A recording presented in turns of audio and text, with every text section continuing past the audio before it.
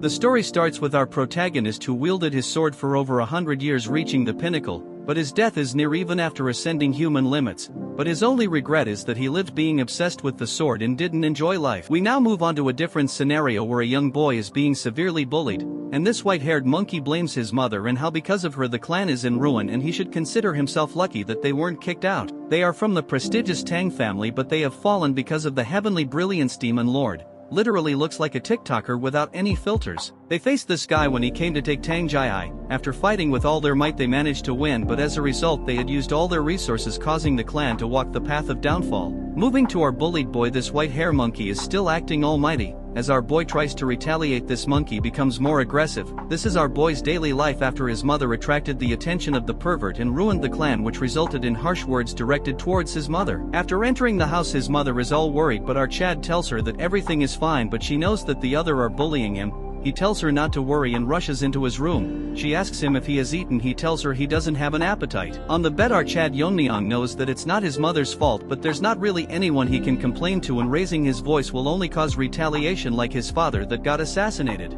If they leave the family there is no one who will protect them, and wishes if his father was still around. The next day this group of rubbish start beating Yeon-myeong. Just wait till he own them, I promise it's satisfying. As the intensity of the beating increases, the girl, let's call her Red Dog, takes out a set of needles and wants to test poisons on Yeon-myeong before the clan leader competition. Moving on to Ugly Gorilla, he sits on top of Yeon-myeong and holds him down as this ugly red dog starts her experiments and finds it fun that Yeon-myeong is suffering and his skin and reacting. After a few hours it starts raining and Yeon-myeong thinks that if he closes his eyes he would be free, but there would be no one to protect his mother, and thinks if he was but stronger he would have taken care of them, and his wish was to get strong enough to protect his mother. That's when Yeon-myeong notices a glowing sword, but he didn't realize that it was here all this time. For some reason this sword feels familiar to him. After getting a hold of it, Yeon-myeong realizes that it was his sword and he had trained for over 100 years, and showcases the ultimate sword he had created in his lifetime, but because he was so focused that even after reaching the pinnacle he can't stop his death and wishes that if he gets a second life he could live a normal life. As he remembers his memories from his past life with his ultimate sword, he merges both his memories from his past and present live. The next morning his mother tells him to not go as he was very injured yesterday, but Yeon-myeong assures him that he will be okay. The white-haired monkey thinks Yeon-myeong is avoiding them. The hypocrite Ugly Gorilla tells him that if his mother doesn't want to see him in a sorry state he will come here. The monkey has decided he will beat him thoroughly even if he comes today. Wait a few seconds till our Chad own them. Yeon-myeong is here and the red dog falls from the tree pretending to be cute, but Yeon-myeong doesn't make a reaction. The monkey starts mocking Yeon-myeong and asks him why he looks unharmed. Yeon-myeong tells him that much won't hurt him, calling him by his name, shocking this mutts. They think Yeon-myeong has gone mad and the gorilla is ready to release his frustration. That's when Yeon-myeong starts calling them by their names, which offends this rabid dog, so she thinks of killing him or doubling the poison dosage. As gorilla tries to attack, Yeon-myeong grabs his head and buries his head in the ground, shocking the pathetic retards. As the fat gorilla gets knocked down, they start panicking as Yeon-myeong approaches them and tells them with these pathetic skills they want to compete. White monkey thinks Yeon-myeong is acting differently and charges towards him. Instead he grabs onto his hand and literally breaks it into pieces. According to Yeon-myeong, with these skills the clan leader's position is pretty much decided. Inside the hidden poison hall, it's where the clan leader resided and major family decisions were made, but because the clan leader's position has been vacant for a long time it has become the council room for the elders. They are discussing about the participants of the clan leader's position and if the poison phoenix's son will participate, as he hasn't announced his participation yet. Moving on to Yeon-myeong, he is dragging the red dog by her hair and the elders thinks of excluding him as he is being bullied and hasn't shown any retaliation. As Yeon-myeong drags the dog, the third elder tells him that although he is the son of the previous patriarch they cannot let someone unskilled participate that can lower the competition's level. Even if he is the patriarch's son currently he is nothing but a burden to the family. That's when Yeon-myeong barges into the room and the third elder warns him if he understand what he is doing right now. While our Chad tells him that he is aware, silencing the courtroom. Then he shows the disfigured face of that red dog. What a Chad, he literally disfigured her face. Seeing this the elder is shocked and Yeon-myeong tells them that all this time he has suppressed himself but he has reached his limit so he won't endure it anymore. Two dogs are barking how he can harm someone that's going to participate in the clan leader's competition. Yeon-myeong tells them that he is aware of the clan's rules and fight between participants is allowed. The third elder asks him if he is saying that he will participate in the competition, so what if he does, old hag? Yeon-myeong asks if that enough and tells him that ugly gorilla is buried in the ground and he has followed the clan's rules and repaid kindness twofold and revenge tenfold. Since he has proven his qualifications, they can't stop him, but a few dogs can't stop about how he exploited the competition to exempt himself from serious crimes. But the third elder allows him to participate since he is so confident. He tells Yeon-myeong that he better win the competition or else he will bear the consequences. In the evening, his mother tells him why he is participating in the clan leaders competition. Yeon-myeong tells her that it's necessary, and seeing his firm face, his mother won't ask him how he learned those technique or how he overpowered those kids, but she wants to know if he is confident about being the clan leader, which he replies in a cute manner, making her cry as she is proud of him. Yeon-myeong wants to continue protecting his mother, and if anyone disrupts his peace he will eliminate them. A month has passed by and Yeon-myeong's uncle tells Jae-hae how it's dangerous and Yeon-myeong shouldn't participate in the competition, but his mother praises him about how incredible he is. While his uncle agrees to that part, but his attitude had changed a lot. It's all thanks to him and his family that has been protecting Yeon-myeong. Bro, come on, he was almost bullied to death. Since the situation escalated, he had to intervene, and Yeon-myeong is currently doing closed-door training. All this time he has been enjoying his mother's meals and trying to fix his twisted chi veins, since he had already reached the peak once he can learn techniques anytime he wants. At the age of 12 his meridians aren't fully blocked, so he can easily regain his powers, so all he has to do is to eat well and grow properly. On the day of the competition he bids his mother farewell and leaves with his uncle. As he leaves she feels proud and thinks if his father was alive he would feel the same. Yeon-myeong came a bit early and his uncle is away due to the competition proceedings. That when a horde of dogs come barking telling Yeon-myeong how trash like him is participating with them, but as they think about disciplining Yeon-myeong he gets knocked out and they bark that Yeon-myeong used a hidden weapon, but after taking a second look it's a half-eaten rice cake. The group get enraged and decides to beat him up, but Yeon-myeong approaches them, tells them if they want to experience the pain. White Monkey faced firsthand. Hearing this they get nervous and all charge towards Yeon-myeong. What a bunch of losers. That's when Yeon-myeong's uncle notices a guy flying through the door and realizes it's a participant. He rushes to the scene to find all of them beaten to a pulp by Yeon-myeong as he eats rice cakes sitting on top of them.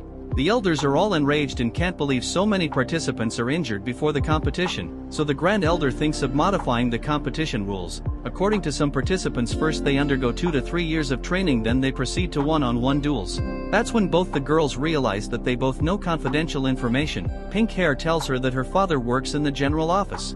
Before Black Hair could talk, Yeon-myeong's uncle tells them that he will oversee the competition. The competition will last 4 years. In the first year they will learn a practice suitable for them, then for the next 2 years they will be under the guidance of assigned warriors. As for the main competition, it will be a goo poison match. Shocking everyone as it is a method where 2 poisons are stored in a jar and only the more potent one survives. Basically it means that the competition will continue until only one person remains. They were supposed to have duels, but because there was numerous dropouts as such more incidents could occur, so they changed the method and everyone stares at Yeon-myeong. Then this old hag explains that this is not a child's game but a very important competition, that they will have to risk their lives. Look at their determined faces as this hag tells them that the winner will possess the entire Tang family. According to this hag, only a select few will survive, among them one of them is Yeon-myeong.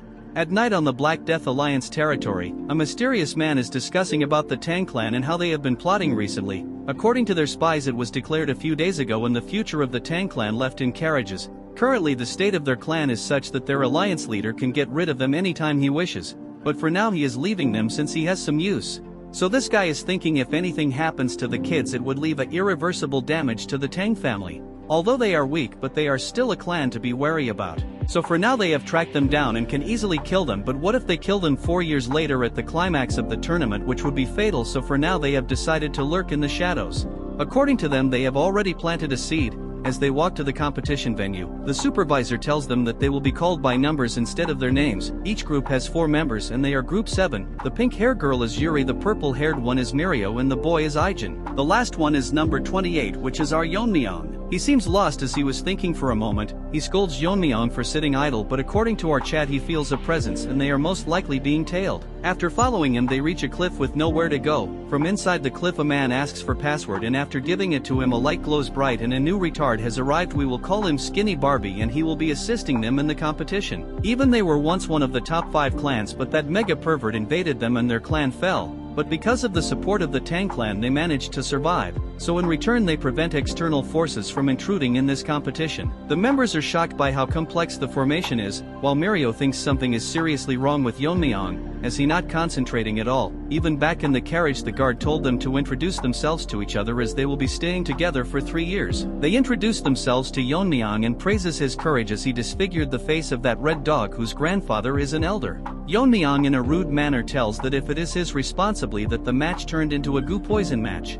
Yuri tells him it's not entirely his fault and Mirio wants to argue, but they ignore her as Yeon-myeong is making a face that seems like he is actually enjoying all this, so if Yeon-myeong does something she will not let it slide. That's when the rest stop and find out that the skinny Barbie is missing and they can't find him. Mirio realizes that they are stuck into this formation and thinks if the skinny Barbie himself got lost. As she is thinking many things at the same time, we move on to that ugly duck. He is bragging about how without the caster there's no way to escape. He finds the Tang family elder pathetic that they would hold an entire group for a single kid, as they promise to double the support if he gets rid of Yeon-myeong. All this guy cares about is his family, and what the Tang clan does is none of his concern. That's when he notices a change in the formation and Yeon-myeong literally ripped it apart. Seeing this he gets scared and Yeon-myeong talks like a retard and tells him that he probably made a mistake so he should be careful. Skinny Barbie thinks to himself that there are no flaws, so how did they manage to escape? They ask Yeon-myeong how he did it and basically our Chad Kutsid Mirio tells them to stop fighting and stay together with the instructor, but this little dog ran away. Yeon-myeong finds it funny and that malnourished dog is running as fast as he can because he feels that Yeon-myeong can see through this formation. As he leaves the formation he thinks it's more than enough and Yeon-myeong won't ever be able to reach this place. That's when the supervisor Wojin stares at him intensely and asks this trash why group 7 is not with him. This skinny Barbie poops his pants as he is scared but tries to stay calm as he prepared for this kind of questioning. He tells him that group 7 won't be participating as he waited for the participants but they never showed up. According to this joker they might have faced bandits or come across some wild animals.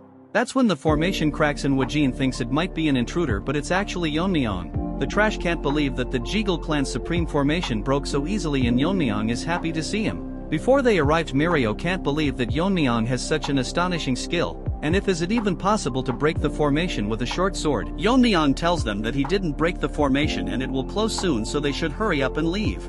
Wojin asks them if they are the participants and they confirm it and figures out that this man is the supervisor and according to him Skinny Barbie told him that they were attacked. Yeon-myeong tells him that he might be mistaken and it's because of his help that they could find them easily. The others can't figure out why he is lying. According to Yeon-myeong he is under the Tang clan's commands so he will keep it just as a suspicion. But after the competition if he finds that they are involved he will eradicate the Jeagle clan from the root. Retarded Barbie makes an excuse and runs away. Wojin apologizes to them for the trouble they faced and officially introduces himself to them as a member of the Bangui Brigade. According to Mirio the Bangui Brigade disappeared a long time ago. They were a military force directly under the young clan leader of the Tang clan and each one of them is as strong as a great leader. The previous clan leader was Yeon-myeong's mother. Before she could talk Yeon-myeong tells him why they are not in the Tang clan. Years ago they fought a desperate battle against the Heaven's Brilliance Demon Lord to protect their master but they were easily defeated. Since they couldn't protect their master they consider themselves nothing but sinners. According to Wojin the first year is autonomous practice and according to their performance they can receive martial arts, scriptures and weapons. Yuri asks Woji if the legendary techniques the 10,000 heavenly flower rain that was lost fighting that mega pervert. That technique is only granted to the one who becomes the young clan leader of the clan. Although it's an incomplete martial art its essence has been passed down by the elders. Hearing about the technique Yeon-myeong thinks that it's similar to sword control and he can probably mimic it to some extent. The winner will receive the essence from the elders one by one. Since he is done talking they can do whatever they want. Yuri asks him where they will be staying and where they can sleep. He outright tells them to survive on their own and they won't be getting any lodgings or comfortable beds. Wojin tells them that comfort will not make them strong and they should adapt to extreme conditions, so from this point onwards they will start practicing on their own judgment. Yeon-myeong literally asks if proved qualified is it okay to live comfortably on a bed since to him adapting to the forest's environment is unnecessary. Everyone including his teammates are shocked hearing him. Wojin thinks how can someone be so arrogant, but if he is the one that broke the barrier it's best to verify his abilities. Yeon-myeong's teammates are telling him to stop spouting nonsense. Wojin tells him that if he can pass the test he can stay in the manor inside the formation shocking his peers but if he fails he has to bear the consequences. Yeon-myeong tells them to start right away. The test is that the team members will surround him and throw hidden weapons and it ends when he manages to block or dodge them within 5 steps. It will start the second Yeon-myeong blindfolds his eyes. As the members surround him our group thinks if this is even possible. As they throw weapons from all sides towards Yeon-myeong he counts them to be exactly 167 and takes out a dagger and with a single exquisite slash Yeon-myeong manages to block them all shocking everyone present on the scene. Wojin can't believe that he repelled all of them but realizes that he actually attracted all the weapons. Yeon-myeong asks him if he passed, but Wojin is in a shocked state. After coming to his senses, he tells Yeon-myeong that he has passed the test so he can directly go to the manor. Mirio asks Yeon-myeong if he plans to leave his teammates behind. Guess what? He smiles at them and shouts about the meal they will give him. Mirio can't control her anger and Wojin thinks that the battle is already over before it even started. Yeon-myeong asks Wojin to make sure that every meal has meat included. In some place a pack of wolves are enjoying their meal, but soon they start coughing and get paralyzed, and from the top the trio launches a sneak attack. Using Ijin's poison-making skill they manage to hunt them down, and now they can finally eat. It's been 4 months and the first thing they encountered was a bear. Since they didn't find food, they had to survive on grassroots and shed tears when they finally succeeded in hunting. They even managed to find a shelter. As Ijin starts the topic of Yeon-myeong, Mirio gets angry and tells him to shut up. She thinks that Yeon-myeong is loafing around, and once they go to the manor she will beat him to a pulp. As they were talking they realized that the meat is not in its place and Yuri gobbled up everything, so they beat her to a pulp. Inside the manor, our Yeon-myeong is surrounded by squad members and they start attacking him, but Yeon-myeong kicks them to create distance and instantly disappears. Actually he is on top of them and plans to use a new technique. Yeon-myeong gets ready and throws 10 rings towards them simultaneously, but the attacks are not normal as they start hitting them one by one. Wojin can't believe that he can control them to the extent that it only nicked everyone's skin. Wojin asks him if he created this technique. Yeon-myeong agrees and tells him that he named the technique the Whirling Line Frenzy Dance. Wojin asks him that this technique will consume a lot of internal energy, so how can he manage it? Yeon-myeong tells him that he once asked manuals for eye techniques. Among the techniques there was Piercing Sky Eye and Current Flow's eyes, but since Current Flow Eye was incomplete it was not recommended. Yeon-myeong tells him that he has mastered Current Flow Eyes, which is one of the oldest and most powerful techniques of the clan. He completed the art using the essence, and the technique allows him to shoot at the desired point with minimal internal energy. Wojin isn't surprised anymore after all he has seen. He tells Yeon-myeong that in 2 months the rest of his team will be here and they will face the same test he has undergone. All 3 of them have proven themselves, but they would only return after they have polished their skills. Hearing this, Yeon-myeong is actually happy and excited to meet them, but according to Wojin they use his face as target practice. In Yeon-myeong's past life his only connection was his master the Sword Ghost, but in this life he has friends and family and he wishes to see them soon. After 2 more months the trio is ready to enter the manor and Mirio is very excited to meet Yeon-myeong. Yuri wants to split his head and Ijin doesn't have anything to say. They are all fired up and start calling for Yeon-myeong, but since there isn't any response Mirio thinks if he ran away. Mirio turns back to see why Ijin is so quiet. It's actually because Yeon-myeong is with him. Seeing him they get shocked and Yeon-myeong asks them what they were going to do to his head. Yeon-myeong tells them they weren't serious about smashing head and they should instead show him how much they have improved. They tells Yeon-myeong that they are just joking. Mirio didn't even notice him before turning around even after their sense being sharpened after living in the forest. She can't figure out what he was doing all this time. Moreover, Yeon-myeong has grown taller and becomes exceptionally handsome. Mirio thinks that something is wrong with her head after seeing only animals. Yeon-myeong praises that even from his perspective they have grown incredibly stronger. It's just that they looks less impressive because he is here. Moving on to the Jaegal family, they are holding a meeting and they are here to report on their groups. One of them tells him that Red Dog has grown exceptionally strong compared to others, but it's because she is burning with immense hostility towards someone. One of them says that they cannot exclude number 10 who passed the warrior's test in just a month. Skinny Barbie thinks they are impressive, but compared to Yeon-myeong they all seem quite ordinary. Not only did he break the formation, but when he spied during his training he saw skills that even a master couldn't perform. However, recruiting him is very risky. So he decides to not bring Yeon-myeong's name up, so they have decided to recruit number 2. Since her face was disfigured it wouldn't be hard to win her heart. If she manages to win and become the young clan leader they can engage her with his nephew, which will officially make the Jaegal clan the external family of the Tang clan. This will give them the power to intervene in the Tang family, and slowly but steadily they will take control and merge the Tang clan with their main house. Since number 28 is dangerous if he survives this, Barbie thinks of adopting him and tempt him with the position of young clan leader of the Jaegal family. What a mutt. Living in the manor they have doubled their training, but nothing beats the comfort of having a bed. As for Ijin, he barged into the room swearing to kill Yeon-myeong. Ijin brags about the poison he had made, putting his whole soul into making it. Yeon-myeong picks it up and literally drinks the entire bowl. Ijin tells him to spit it out, but Yeon-myeong makes a huge burp as Ijin falls to the ground. Yeon-myeong seems to have gained a new power after consuming it and asks Ijin that the poison is weak and if he has anything better than this. Since he doesn't believe him, Yeon-myeong mocks his poison making skills and pisses him off, but whatever he makes, Yeon-myeong drinks it as if he is drinking booze. The poisons don't affect him anymore and Ijin thinks that he is immune to all poisons. According to Yeon-myeong, he is immune, but it's just the family's core technique, the poison refining madness. Yeon-myeong thinks it's funny if people that use poison die from it. The poison that entered his body had turned into internal energy, which depends on the type of poison he is consuming, but this stage is only attainable after profound realization. Weak poisons don't affect him anymore, so he needs to find stronger poisons. There are too many things he has to take care of, but he can easily take care of the elders. But if the Black Death Alliance leader or that pervert came, Yeon-myeong can't guarantee the outcome. Although he has no grudge with the Death Alliance, they divided the Sichuan city so they cannot be ignored, and their leader is called a genius that destroyed 3 of the 9 factions. If it was his previous self, he could beat them with a flick of his finger, and thinks that if Ijin could make a poison few times stronger. Our poison boy is depressed that he can't create the Tang clan's 10 poisons. Yeon-myeong asks what it means and Ijin explains that it's the 10 strongest poisons left by the ancestors. From the first poison to the 10th, the poison gets stronger the higher the number. The 10th poison was so strong that even transcendent beings can't survive through it. Hearing this, Yeon-myeong thinks of coveting it. He asks Ijin if he can make it, but all the formulas have been lost, so Yeon-myeong again mocks his poison. Moving on to Mad Dog, she is being suppressed by a guy, but he thinks something is wrong. All of a sudden he starts burning and soon turns into ashes. This is one of the 10 poisons that her grandfather gave her in case. With the help of this, she plans to get rid of Yeon-myeong and get her revenge.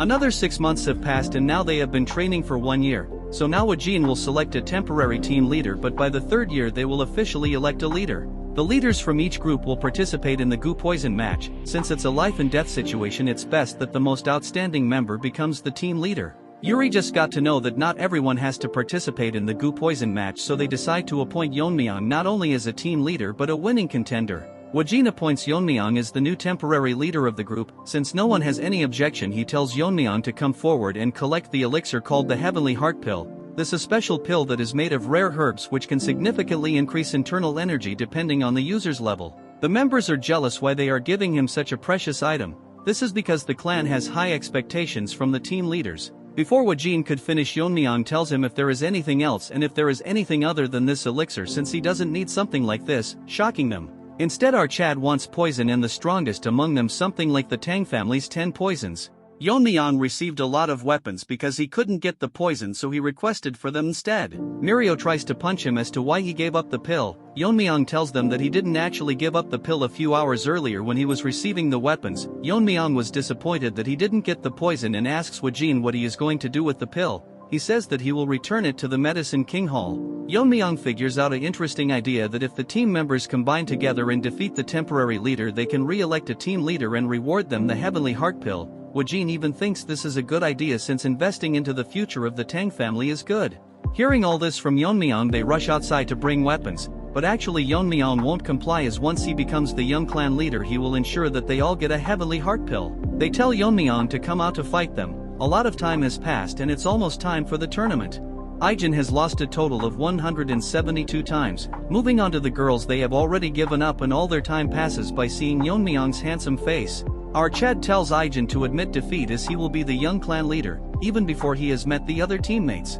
Wajin tells everyone that Yeon-myeong is officially the team leader and tomorrow the Gu Poison match will begin. He further tells him that in other teams there were disqualifications and even deaths, but compared to them all members of Team 7 are safe. All the members have grown as strong as them, and finally tells Yeon-myeong that all this time the use of poison was forbidden, but in the Gu Poison match everything is permitted except the 10 poisons, and such that Yeon-myeong should give it his all. The next day Ijin hands him a case full of the deadliest poison, and even a single drop can kill a person, and warns him not to treat it as his lunchbox. Ijin tells Yeon-myeong to promise them that he will make it out alive. Yeon-myeong lets himself get hit by Ijin and assures that he will be the last person to land a hit on him. Moving on to Red Dog, she is ready for the battle. Previously the Jaegal family contacted her and offered to give her an advantageous position. She asks him in return what it is that they want. This rat tells her that their family has weakened a lot, so they would like to join forces with the Tang clan so they don't lose all their sovereignty. She tells him what he will do if she rejects him, so this sly rat tells her that he is here to build trust and asks her what it is that she wants. Her only dream is to kill Yeon-myeong and avenge herself. All the teams have appointed their leader, but we don't want to waste our time. Seeing the beautiful scenery, Yeon-myeong thinks this a perfect day for someone to die. Yeon-myeong finds the Gu match venue vast, but the skinny Barbie is peeking on Yeon-myeong. Seeing him up close, he thinks they are wasting potential, but it's best to eliminate him. Yeon-myeong stares right in the sky as if he is seeing right through the formation as he instantly rips open the sky because he felt an unpleasant gaze. According to Wajin, no one is allowed to interfere in the Gu Poison match, but the Jaegal family has been sticking their nose from the beginning, but Yeon-myeong will leave them be as he can question them after the match. Skinny Barbie is extremely tired out as Yeon-myeong not only saw him, but if he didn't withdraw fast enough he would have been blinded. The bigger problem is that his swordsmanship can rip apart the space, which is unheard of. Finally, after 4 years, Barbie has figured out that Yeon-myeong is not someone that they can handle, so they must stop him by all means necessary or else he will seek revenge on them. One of the team leader is severely injured. All she wanted to do was join the force and provide for her impoverished parents and plan to withdraw, but she came across a crazy dog that wants to kill, so there's no way she can give up. That's when the dog used his nose to track her down. Although she is fast, her internal energy is not that great. She tells him that they are all from the Tang family, so he doesn't need to go so far. This ugly dog tells her that he doesn't consider himself one of them and outright beheads her. Yeon-myeong runs towards his surroundings and finds an cave to ascend to the transcendent level as his body has grown. The two condition for reaching transcendent realm is to attain enlightenment, which he already did in his past life, so Yeon-myeong breaks all the barriers he placed on his meridians. As poison spreads around his body, his internal energy skyrockets as his bones break and he undergoes metamorphosis. Although it's painful, Yeon-myeong manages to break through. To test his new powers, he uses his fingers to cut down a mountain and his usage of internal energy has decreased significantly. Moving on to that crazy dog, he is bullying that fat gorilla. This guy bullied Yeon-myeong, but karma got to him. This guy is an orphan that was raised by the grand elder as his own grandson. This guy is monstrously strong that he couldn't even touch him. Even in this situation, he is thinking about Yeon-myeong and starts laughing. Seeing this, the dog gets curious and he tells him that there is someone who is more scarier than him. So to make himself scarier, this retard tell him that he is a spy from the Black Death Alliance. Since Fatso now knows about his identity, he has to kill him, but all of a sudden his body freezes and his body starts bleeding as Yeon-myeong comes from behind and greets this Jeonjil guy, but he can't remember his face. After this arrogant loser got smoked by Yeon-myeong, we now see his past. We don't want to know anyways, but someone told him that with his monstrous talent and pretending to be an orphan, he will easily be adopted, and during the family head selection, if he kills the successors and returns to the family, he will be recognized. How generic, but watch the video, it gets way better. Moving to the present, filterless TikToker feels like his organs are melting, but he can't figure out how Yeon-myeong did all this without noticing him. The fat gorilla Jeonjil can't believe that the person standing in front is Yeon-myeong. Our chat asks him what that half-dead dude is called. He is literally called Ganja. I have nothing more to say. Yeon-myeong had felt an anger before coming to this mountain and thinks it was this guy. Suddenly Yeon-myeong moves his hand, a needle comes out from his neck. The Jeonjil guy figures are that Yeon-myeong poisoned him but can't figure out what kind of poison uses such a small needle, but Yeon-myeong ignores him and asks him if he has seen the other participants. The fat brain tells Yeon-myeong that they should first detoxify this Ganja dude, and he thinks that if Yeon-myeong shows vulnerability while detoxifying, he can kill him. Obviously that's in his dreams. Jeonjil tells Yeon-myeong that he has changed a lot but gets nervous as he feels that Yeon-myeong only has resentment towards him. Yeon-myeong tells him that if he had that he would be lying on the ground. All of a sudden this dumb bulldozer apologizes to Yeon-myeong for what happened earlier, but Yeon-myeong doesn't care about the past. This guy didn't think that this would solve things from the past. Yeon-myeong probably left him alive as he is too dumb. While they were talking, the Ganja dude all high tries to sneak an attack on Yeon-myeong and tells himself that since he is going to die he will take Yeon-myeong with him. Dude thinks he is the protagonist and slashes at Yeon-myeong. All that leads to him cutting through an afterimage. Yeon-myeong gets behind him and tells him that he doesn't play with people who are about to die. Like a Chad, he grabs his shoulder and tells him to not retaliate or he won't have a body to bury. As he gets poisoned to death, Jeonjil is shocked that as always Yeon-myeong overpowers his enemy even if he is one of the top contenders, but what's more confusing to him is that final technique was from the black and white sword school, but Yeon-myeong neutralized it easily. Yeon-myeong tells him that it's just him that's left, so how should they determine the victor? Jeonjil is smart enough to surrender and Yeon-myeong allows it, but he can't find a way to get out, so Yeon-myeong rips apart the formation. This is outright savage as he tells him to get out from here. Afterwards he instantly vanishes from the place. In some other place we see hundreds of men practicing swordsmanship and see a worm die in his hand, which was transplanted into that Ganja dude, so basically he is dead. Although he was an illegitimate child he had with a servant, his talents were out of this world compared to his siblings, so if his wife found about it she would lose the position of heir, so he intended to kill him multiple times. That's why he left him in the Tang clan with a different identity, but as a father he couldn't do anything, so he will avenge his child and tells all his disciples to assemble and tells them that they are going to destroy the Tang clan soon, and from today onwards no one with the Tang clan name will return alive from Mount Gongsan. This is where the competition is happening. At night Yeon-myeong thinks to himself that after running day and light he didn't encounter a single human, so no matter how vast this world may be it's too hard to believe. As he gobbles up the meat, Yeon-myeong didn't expect that they would deliberately fake it so they couldn't approach, and if that's the case the remaining survivors are from the Jaegal family, and figures out the entire plan they were scheming is such he has to pay the price for his crime. Yeon-myeong stares at the sky to find it stunning and sleeps as he wonders about his mother. That's when that red dog found Yeon-myeong. What a timing, but this retard can't recognize Yeon-myeong, and she was supposed to meet the last survivor or Yeon-myeong. She can't figure out his identity, however is regrettable that she has to kill someone so handsome. As he spreads the poison distribution gas and uses the 10 poisons of Tang clan, Yeon-myeong suddenly grabs onto her neck and asks her if she is cooperating with the Jaegal family. Our Chad tells her that while everyone was competing she found a safe place and tried to sneak onto the last person alive. As the dog gets hungry for a bone she figures out that our Chad knew that she was coming. Yeon-myeong tells her that if she wants to breathe she better answer him, gender equality at its peak.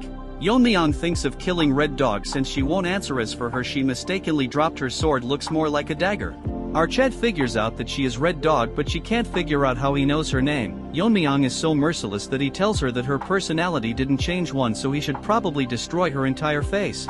Moving on to Skinny Barbie, he is scared that the mission failed and Yeon-myeong managed to defeat opponents with higher levels. This guy played too many games, he literally destroyed your formations. Number 10 managed to defeat all his opponents but got owned by Yeon-myeong, but this Barbie is in doubt if Red Dog can defeat our boy, and if Yeon-myeong wins it's over for them. That's when he notices a source of light in the formation. It's that crazy dog's father, let's call him Minion. According to his friends they had bought in a total of 300 people, although it's excessive, but this guy isn't so dumb as he thinks the survivors will be more cautious so they should be careful. His friend asks him how's the spy he planted doing, but he failed so he is very concerned about it.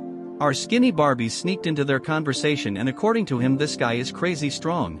He figures out that if they didn't have a spy how would they know the location, so he should contact the family and security forces. All of a sudden an idea pops up that he can kill Yeon-myeong with their help. Moving on to our boy, Red Dog thinks that she will die so she can only survive if she uses the Red Dragon's poison. As she takes it out Yeon-myeong notices that the dagger is coated in some substance. As he gets distracted she tries to throw it onto Yeon-myeong, but our Chad grabs it and tells her to answer him what this is. After making a face like that he figures out that the dagger was coated in it, so he put Red Dog onto the ground and gets ready to feed it to her. Nano Machine, you have a new competitor. Yeon-myeong wants her to experience the poison. As he gets ready to force it into her mouth she tells him that it's a specially formulated drug and he thinks that this poison is special. Dude wants to drink it as if it's wine. If he consumes it everything will be easy for Yeon-myeong. She tells Yeon-myeong to spare her, but he gets all serious and asks her if she colluded with the Jaegal family, and if she hesitates to answer he will feed the poison to her. She tells him everything they planned including the marriage proposal. Hearing this Yeon-myeong figures out that they are trying to strengthen their family through this offer. As he thinks of what to do with the Jaegal family he drinks the poison. Shocking Red Dog, these faces are so funny. She can't believe he is consuming one of the 10 poisons of Tang family and starts laughing as Yeon-myeong's face starts burning and she literally goes crazy laughing like you guys who do the same hearing my lame jokes. She brags about how she is the only person who can neutralize this and whatnot. She can't understand why the grip strength hasn't decreased, but Yeon-myeong gets normal and finds it very spicy. What was this, a bottle of Naga sauce? She thinks that it's absolutely impossible for someone to survive after consuming it as it contains the blood of a legendary being and a single drop of his blood could kill 1,000. Before she finishes her speech Yeon-myeong buries her head into the ground and kill her. Rest in peace Red Dog, you will be remembered. After consuming the poison Yeon-myeong feels that he has learned the martial art of the sun, and as he was about to leave he notices a sun when it's midnight now. Suddenly many changes occur and Yeon-myeong finds himself in some other place. It's probably the work of Skinny Barbie. Yeon-myeong uses his senses to find many presences, and according to him there are a bit over 300 people. Since the prey has walked in, Yeon-myeong thinks of freeing his hand, dips his needles into the poison Ijin made.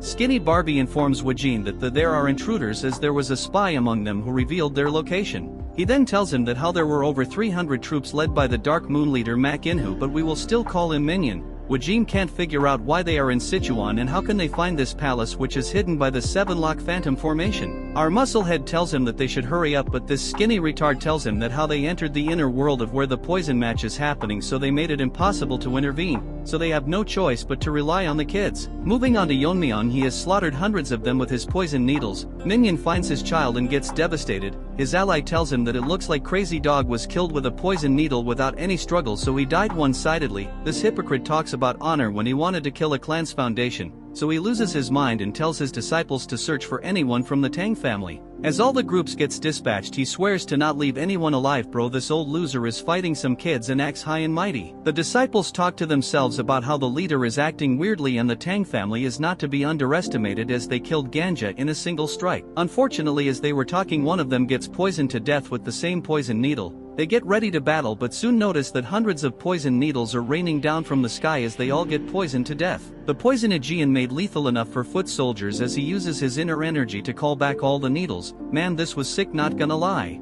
A scout tell Minion that all the groups dispatched got annihilated and all of them were poisoned without any struggle and killed the same way.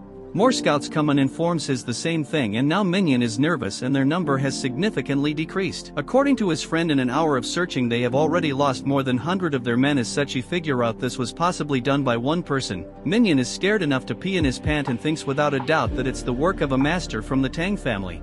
Minion gathers up courage and leaves the command to his friend as he plans to face the enemy himself. His friend thinks in an hour or two the sun will set, and if they can't find the intruder before that, they can get annihilated, as they are the only ones suffering, so he tells everyone that they will leave in an hour. But bad luck, Yeon-myeong is sitting in a tree waiting for them. But this monkey can't believe that he didn't feel a presence until he talked. He tells everyone to dodge but looks behind to see everyone dead as Yeon-myeong asks him if he is the leader. Even on high alert, he didn't sense Yeon-myeong coming down from the tree, but he is too young to be a master.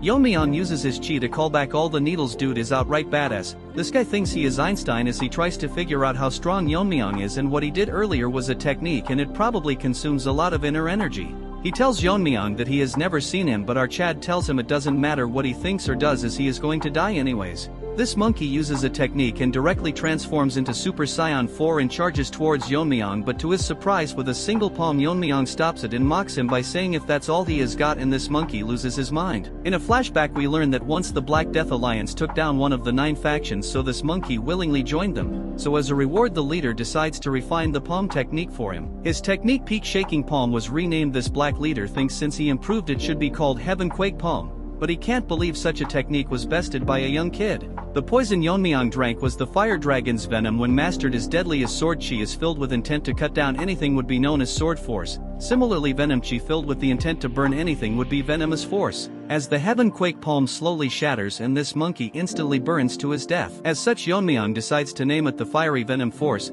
Then our Chad moves on to the remaining survivors and asks them who wants to die first, since he has no intention of leaving any of them alive. That's when the minion enters the scene, acting all strong. As he gives his bold speech, he tells everyone to get into a formation and surround Yeon-myeong, but look at his face, guys. Surrounded by the enemy, the old man promises to avenge the dead. This reminds Yeon-myeong of the training he did with the Bangui Bridage. Last time he did the whirling chaos dance, so this time he will do something different as he disappears and their heads start flying left and right, but little minion can't figure out his movements as the enraged disciples charge towards him. Yeon-myeong destroys their sword mid-air and uses the broken sword particles infused with his chi. He recreates the 10,000 heavenly flower rain. Isn't this cool? As Yeon-myeong walks, dozens are getting shredded into pieces, and although it's not strong as the original, so Yeon-myeong names it Iron Shard Volley. Since everyone is dead and Minion thinks Yeon-myeong is tired after killing this many disciples and gets ready to attack him and decides to use all the techniques the alliance leader bestowed upon him. As he uses all of his ultimate attacks, Yeon-myeong yawns and blocks all of his techniques. As such, Yeon-myeong has decided to be merciful and show him the silent sword technique. Minion can't believe that Yeon-myeong is able to handle the silent sword technique.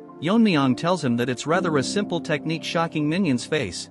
Yeon-myeong make that meme face and Minion thinks that it took him years to master this technique, but it's easy for him. Yeon-myeong tells him that he killed someone earlier who used the same technique, but he knows that they are all under the Black Death Alliance and knows that Lizard in the form of a human can improve any martial arts. That's why independent martial artists leave their former life to devote themselves to the Black Death Alliance. But Yeon-myeong is disappointed by the fact that this is a trivial technique that someone can easily imitate it. Minion got shocked too many times in a single chapter. Yeon-myeong is cruel enough to mock the leader and tells Minion that the lizard didn't have enough faith in him. Since he is so arrogant, Yeon-myeong will show him the actual power of this technique. As Yeon-myeong releases his chi, the dagger increases length. For those who have reached a transcendental level, they can manipulate it. As such, he uses Blade River, ripping apart this inner world in two. Damn, this looks cool. This minion can't believe that a human can use such a technique. Since Yeon-myeong is able to handle so much energy with ease, he must have reached the final stage, in other words the transcendent stage, but Yeon-myeong read his mind as the minion turns into a rat and runs away. Arched tells him that there is no point in running when he suddenly makes that meme face and thinks of using the Tang clan's technique. As the newly born rat runs, he thinks how it's possible for a kid to reach the final stage, that too from the fallen Tang clan. Yeon-myeong's ninja-like spinning blades start attacking him as the rat tries to stop them with his sword. More of them surround him, but this evolved rat managed to hold his ground, but slowly but steadily he gets injured and survives at the cost of an arm.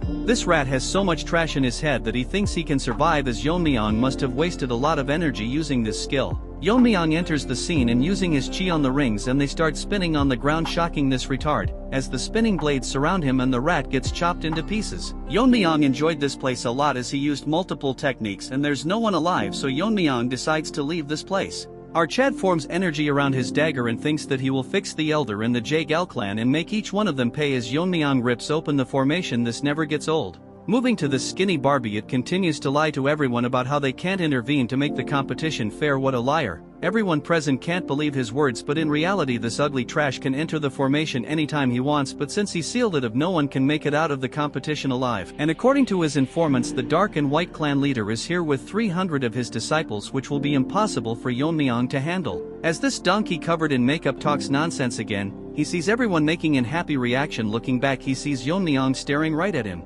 Yeon-myeong's friends rush to hug him and he tells them that no one was able to hurt him. With a smile on his face, Yeon-myeong stares directly at the shocked skinny Barbie. Barbie cannot understand how it is possible that he is alive, and if the 300 soldiers were completely useless, he notices Yeon-myeong's glare and hides his face with a folding fan. The Jeonjil dude greets Yeon-myeong and he smirks at him, but Barbie is still in disbelief how he is able to cut through the 7 legendary formation of the Jaegal clan, which even a master won't be able to do, and gets suspicious that Yeon-myeong is above a master. Yeon-myeong wants to immediately kill him, but he can't take chances until he becomes the head. So he first decides to take care of the Tang clan elders. As Yeon-myeong was about to explain to him what had happened, the surroundings suddenly started shaking and the entire formation starts breaking down. Everyone can see what had happened inside the inner world. They see hundreds of dead bodies. Wajin is in amaze that he handled this May by himself, and even he would find it difficult to deal with more than 30 of them, but after seeing the dead body of that evolved rat earlier known as Minion, they are literally acting like girl in concerts as he is extremely strong. Yeon-myeong is literally a top-tier protagonist. He tells Wajin that they weren't hard to deal with as it was expected from him. Wajin thinks his power is already beyond the head.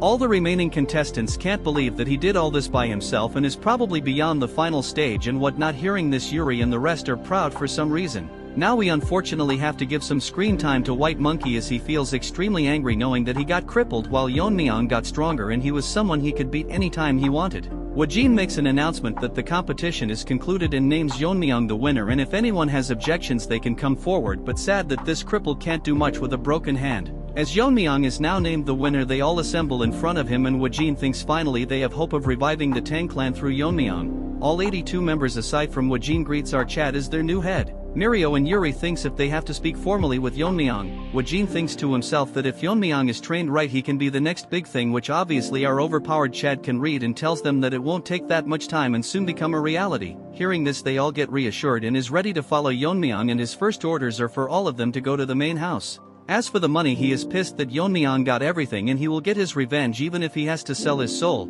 Chill bro, it's not worth that much, as he transforms into a deformed omelet. After they all left the scene, the joint sect Taeho along with his fat assistant Hyunso. They were nearby but can't believe that more than 300 people have been killed. But they think that no matter what, the younger generation are monsters, as with even a number less than 100 in the mountain they could do it. But this Taeho thinks something is wrong that such a thing happened, but none of them were aware as over the year the Tang clan sent them valuables in honor of the tournament. Hyunso thinks that the Tang clan's blade technique declined very much, but when Taeho tells him that it was done by a short blade, shocking this fat panda. According to his analysis, these people were dealt in seconds sand, so all of them were killed by one person, so he must see this person and decides to go to Sichuan. Hyunso is worried that while going to Sichuan if they come across them, but Taeho is confident as he has reached the top. Remember, Evolved Rat also behaved like this and got owned by Yeon-myeong. Hyunso thinks that it is best if they first visit the family, so this Taeho dude agrees to it. At the moment the Black Death Alliance is in the south while the demonic cult is in the west, and for the joint faction they are currently in a tough spot. So his master wanted to meet the Tang clan master who was in a similar situation.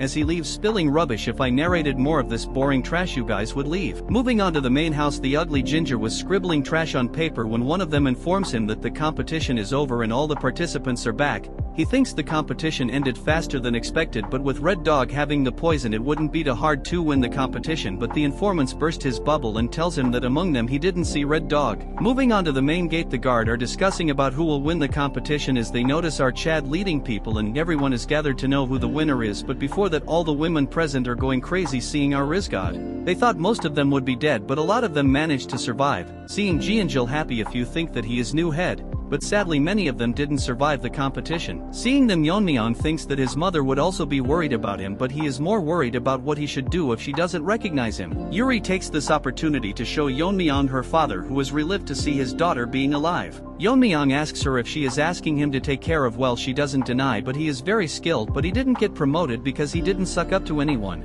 Yeon-myeong finds this as an opportunity to make people who are on odds with elders his own, but he doesn't know much about Aijin and Mirio. The current head of the Tang clan, let's call him Crippled Chicken, greets everyone, and this skinny Barbie starts smooth talking him, and this crippled chicken praises him how their formation helped the Tang family and they were comfortably able to host the competition, but little does he know that it broke. Since he is done greeting, he tells everyone to go meet the elders and the warriors are dismissed so they can rest. Wajin apologizes to them, but they will not go to the elders' house, shocking this to house animals. The chicken star questioning Wajin, but as the person of Yeon-myeong, he tells him that as per the family rules they were supposed to visit the stealth and poison hall rather than the elders' house.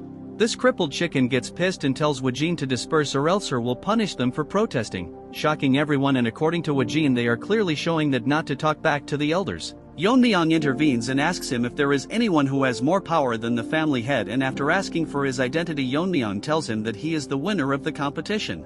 This chicken goes back to its den and informs its masters that the winner is called Yeon-myeong. This ginger-faced can't accept that Yeon-myeong won the competition and thinks about how his grandchild can lose even after having the red dragon's poison. The grand elder is confused how his disciple that he personally recognized and before the competition he was sure that Yeon-myeong was not as strong as him, so he is growing every day as they speak. As these retards talk about what to do they come to a conclusion that they should meet up with Yeon-myeong directly. The third elders asks Chicken why he didn't bring them here. Earlier Yeon-myeong told him that only the head can order the heir, and since that position is vacant it doesn't mean the elders can order in their place. As this crippled chicken tells Yeon-myeong that he hasn't been officially declared the heir yet. Hearing this, Yeon-myeong releases his inner energy, almost making this chicken lay its eggs, and as such everyone will follow him to the poison and stealth department and wants this chicken to inform the elders that their reign is over. As the crippled chicken shakes in fear he repeats the words Yeon-myeong told him. The elder gets so pissed he destroys a table and tells everyone that Yeon-myeong hasn't been selected as the official heir so they can question his attitude and strip him of his qualifications, so they will go to the poison and stealth hall and all elders assembles their private force. Since our Chad challenged the authorities of the elder and misbehaved, they will show him who the master of the Tang family is. Yeon-myeong's uncle can't believe that he won the competition. He felt his aura as a kid, but now it has surpassed him and he thinks his sister would be happy hearing this. That's when an old monkey is shocked that Yeon-myeong won the competition. He is that white monkey's father, and 3 years ago he threatened Yeon-myeong that he would make him and his mother pay for what he did to his son's hand. Yeon-myeong loses his mind and tells him that he is here and is waiting for this old trash to demand compensation from him. Before he speaks, Yeon-myeong tells him to think carefully before speaking or he might cripple his son's other hand. Wajin is in awe after learning that Yeon-myeong is the son of the Poison Phoenix. Yeon-myeong tells him that what he wants to know our Chad will tell him once the time is right, because the Tang clan faced that TikToker, but he used so much filters that he managed to behead the Tang clan leader, making his soldier more courageous as they push forward disregarding their poison techniques. Wajin asked the help of the elder, but they rejected them as their fall would lead to the clan's downfall. If they helped even a bit the damage would be greatly reduced, but after winning the battle they blamed it all onto Yeon-myeong's mother. So she must have faced a lot of difficulties raising Yeon-myeong. He tells the others that they must remember who the mother of their current master is. It's as if they have been given a second chance. That's when Wajin hears a noise. It's the voice Yeon-myeong has been waiting for, as the elders are all here with their forces and wants to meet Yeon-myeong after defying the council. Wajin is nervous as he didn't expect that they would gather all their forces. He doesn't want to hear anything and wants to meet Yeon-myeong. Our Chad comes to meet them at stares at their comedy, as he tells Yeon-myeong that he dared to claim the future leader of the family without their permission. Yeon-myeong tells him that he has already won their competition and currently he is verifying the fairness at the Stealth and Poison Hall, overseeing the competition as such. What more does he need? All the elder are protesting because of the way he is talking to them. The arrogant retard warns him that if he wants to lead he has to explain everything that happened at the competition. Yeon-myeong tells them that it's against the rules of the family to talk about the competition, and it seems to Yeon-myeong that the weight of the family rules is lighter than expected. This loser says that he heard from the Jaegel clan that people from the Dark Moon sect and the Sword sect with nearly 300 people attacked them since they interfered. The competition should not be considered fair. Yeon-myeong tells them that Ganja and Red Dog killed all participants and our Chad finished them off. As Yeon-myeong was finishing his sentence, the old ginger loses his mind and asks him to repeat it, so Yeon-myeong tells him to go visit the place himself. This old hag charges towards Yeon-myeong, but in front of this mosquito our Chad stops his attack with a single hand as he mocks him because he is pissed over the death of his grandchild. This old retard can't believe that Yeon-myeong managed to block his attack so easily until he has surpassed the internal strength he has cultivated for decades. The trash tries to attack again, but Yeon-myeong shows him the bottle of the red dragon's poison. The old trash asks him where he got it and Yeon-myeong drops it to the ground and it starts burning the ground, and Yeon-myeong tells everyone that it's the Tang clan's top 10 poison. Wajin wants to confirm it and Yeon-myeong tells them that it's the red dragon's poison and the person who handled the storage was this third elder. Yeon-myeong tells everyone that is the Tang family's top 10 poison is so trivial that people can use it for their personal greed. Wajin tells him that the top 10 poisons are the most deadliest of all, and since their recipes are lost they are limited, and in the clan they are worth more than any gold or treasure.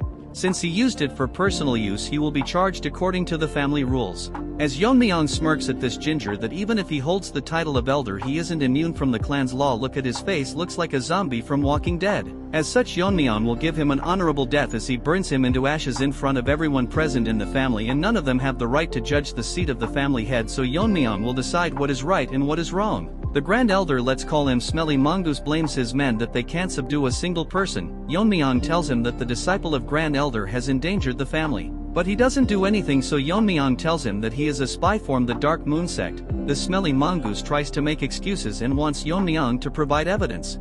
Jeonjil, the son of the director, steps forwards and tells everyone that he is the sole witness to this, and Crazed Dog used his sword techniques on him before Yeon-myeong killed him. He further tells them how he used sword technique mixed with his poison and stealth techniques. One of the elders tells him that he saw that guy using his sword technique and all his peers were badly injured, but the wounds were similar to the ones Jeonjil has on his body. Our more matured musclehead even tells them how this dog confessed to him that he is a spy.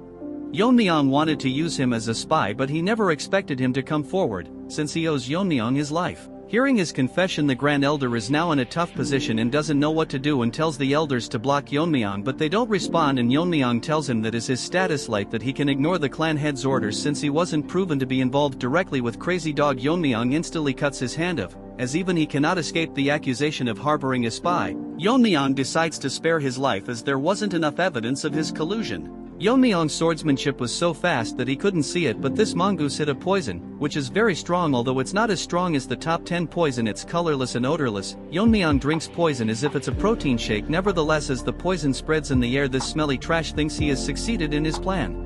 Yeon-myeong notices that this loser spread a poison in the air, so our savage Chad chops his other hand as well. Obviously one dog is barking that Yeon-myeong has gone mad since he said it with his own mouth that he would consider mercy. That when another elder tells him to look at the Grand Elder's severed hand, the object near his hand is a poison bottle. Yeon-myeong finds it disgraceful to the family that the Grand Elder would try to poison the head of the clan, so according to the clan's rules and because of his crime he will be deemed as a traitor and gets executed in front of everyone, and warns everyone that all of them are not above the Tang clan's laws. If any of them were to disobey the head or break the laws, Yeon-myeong would punish them himself. If this continues, the clan will collapse anytime, but Yeon-myeong promises that the members will not be exposed to the threat of the pervert and the lizard sect and cults. Yeon-myeong tells the elders if they acknowledge our Chad as the rightful head of the Tang family. Onto Yeon-myeong's mother yard, the nanny starts crying as our Chad won the family head competition, and because of his overwhelming power even the elders had to acknowledge him. She is proud of her son, but man, they upgraded her art, now she looks way too pretty. Moving on to our Chad, he wanted to meet his mother and inform her first, but there are a mountain of tasks that he has to handle. As per Yeon-myeong's orders that all the issues will be handled by the Stealth and Poison Hall and all key decisions will be need the family head's approval. Although most of the elders are displeased, Elder O is the only one who expresses concerns and tells Yeon-myeong that he can act as a regent until Yeon-myeong grows up. Our Chad thinks it's a good idea, but he will decide later who will take over the regency. After investigations, the poison hall concluded that the third elder indeed misplaced the red dragon's poison. Yeon-myeong has decided that the elder can keep their personal forces, but they will have to bear the cost of maintaining themselves, and if they set a budget for that, it would be nulled as of this moment. Since two factions under the elders had no one to lead them, they are combined into the shadow troop assigned to the stealth and poison hall. Yeon-myeong adjusted their salaries and like a savage tell them that they are outright trash, so they should prove their worth or else they will be dismissed. A few days later, Yeon-myeong summoned the Jaegal clan, and Skinny Barbie can't believe that Yeon-myeong used force to topple over the elders council and all of their plan have failed miserably. He thinks no one might know about what they did in the competition. Dude really thinks Yeon-myeong is a retard. Our handsome Chad in new clothes tells him that he was busy so he forgot about a few things. Barbie can't believe that Yeon-myeong looks so different. Barbie tells that what is the reason they were summoned, and Yeon-myeong tells them the Jaegal family's formation is great, so he should make the main clan's formation for the Tang clan. Barbie tells him that he cannot do it without the head's permission, so Yeon-myeong throws a needle and instantly kills everyone other than him, and Yeon-myeong says that he already knows about their plan of trying to take over the Tang clan, and if he is dumb enough to think that he would ignore all this. According to the clan's rules, he will pay the Jaegal clan 10 times back if he doesn't hear a positive response on the count of 3. Our Chad will personally go to Jaegal clan and annihilate it himself. So this Barbie has no choice but to agree to Yeon-myeong, in return wants him to spare his family members, so Yeon-myeong will trust it to be done. Moving to the story, it's been a few days since Yeon-myeong became the clan leader. Currently he called in his friends, but they seems to be extremely nervous in front of him. Mirio is scared and asks Yeon-myeong why he called them, calling him by the name family head. Hearing this, our Chad laugh and tells them if they are mad enough to maintain formality with him. So they start acting like barbarian. Looking at them, it seemed like Yeon-myeong is a teacher and allowed her students to never study in class. Yuri asks our boy what is the reason he called them here. Yeon-myeong tells her that he has appointed her father as the chief officer, shocking the other two barbarians. He tells her that her father is a very capable person and have caught a golden opportunity that he should seize. Yuri also wants this, but she is worried that if he decides like this there will be retaliation. Our Chad says that silencing a few opposing voices is easy for him, but if her father was to show off his connections and neglects his duties or secretly embezzles fund, he would be dead. Yuri stops him and tells our Chad that her father is not that kind of a person. Since his position is decided, he tells Yuri to assist him in adapting to the chief officer's duty.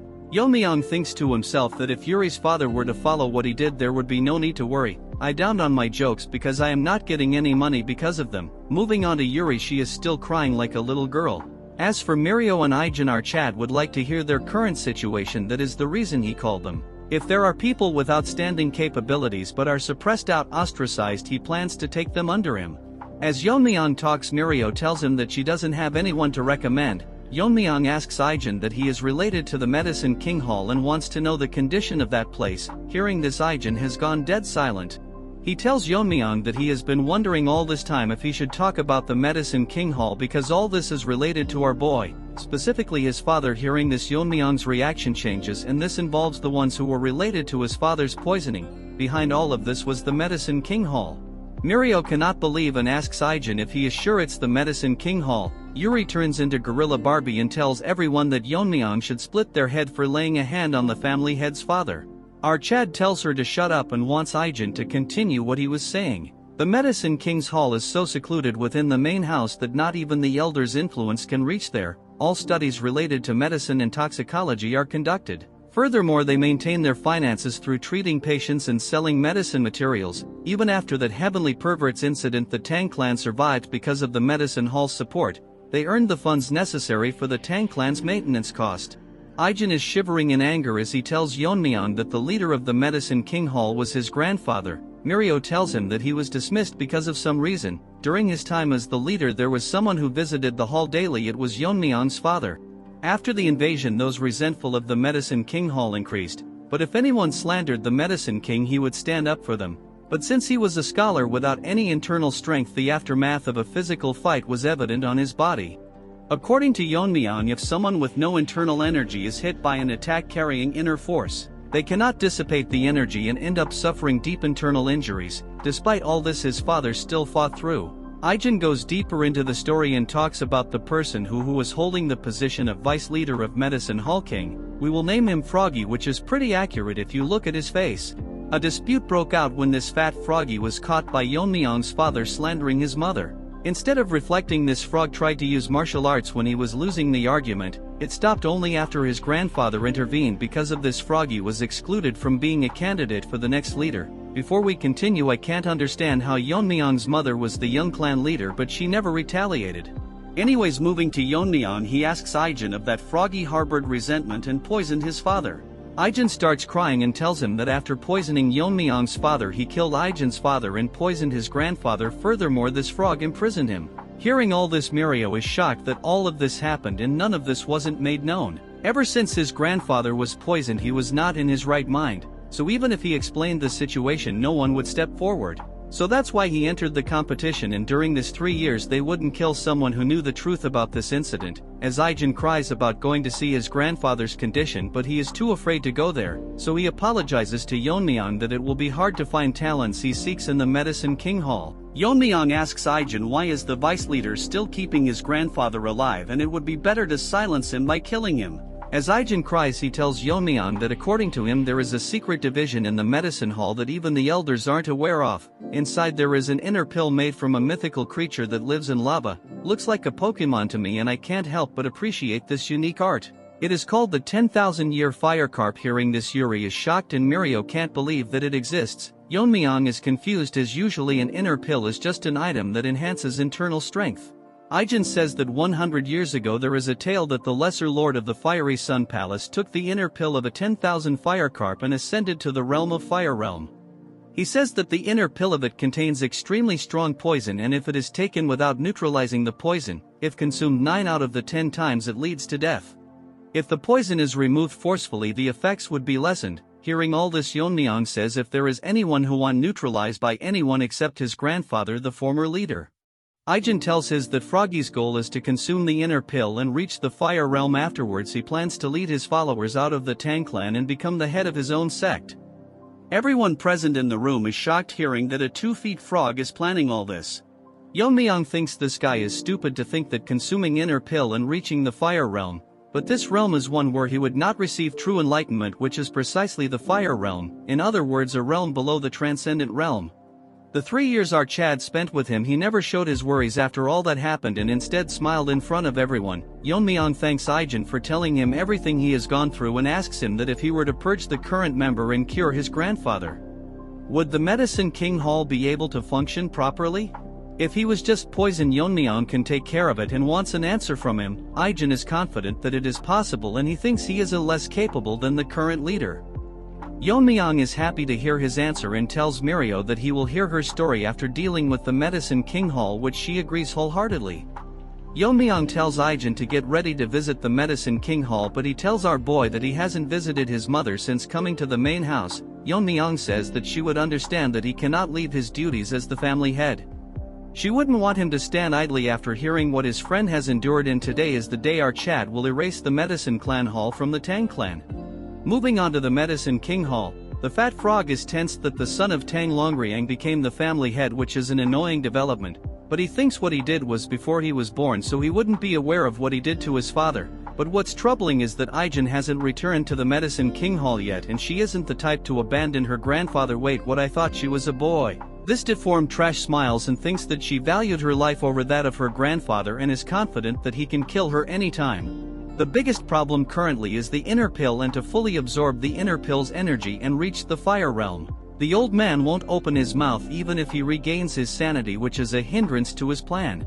This frog thinks of removing the poison himself, but if he messes it up he could lose the entire inner pill. As he thinks of a better solution, an attendant knocks on this frog's door and tells him that the family head is here, shocking him, and he leaks his pants. Outside the hall, the Bangui brigade is dragging and beating the people of the medicine hall, serves them right.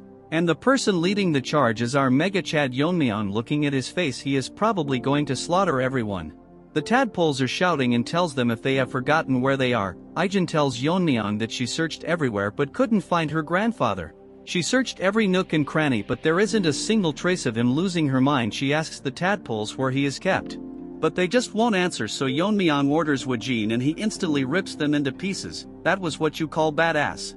Everyone captured is shocked and Yeon-myeong tells them they can keep quiet as he only needs one mouth to talk anyways. After the contest began, Froggy instructed them to imprison the former leader to a place in Nook. Hearing this, Aijin and Wajin are outright shocked. This is a place made to isolate those suspected of being infectious. Due to its cold and damp environment, it was close because it worsened their condition. Yeon-myeong is going to that place with Ijin and orders Wajin to clean up here and wait at the entrance. As they go inside, Wajin starts slaughtering everyone present and these tadpoles beg for mercy. As they go down a narrow cave, Yeon-myeong thinks Nook is a fitting name for this place. After reaching the entrance, she starts crying, wondering if they are too late.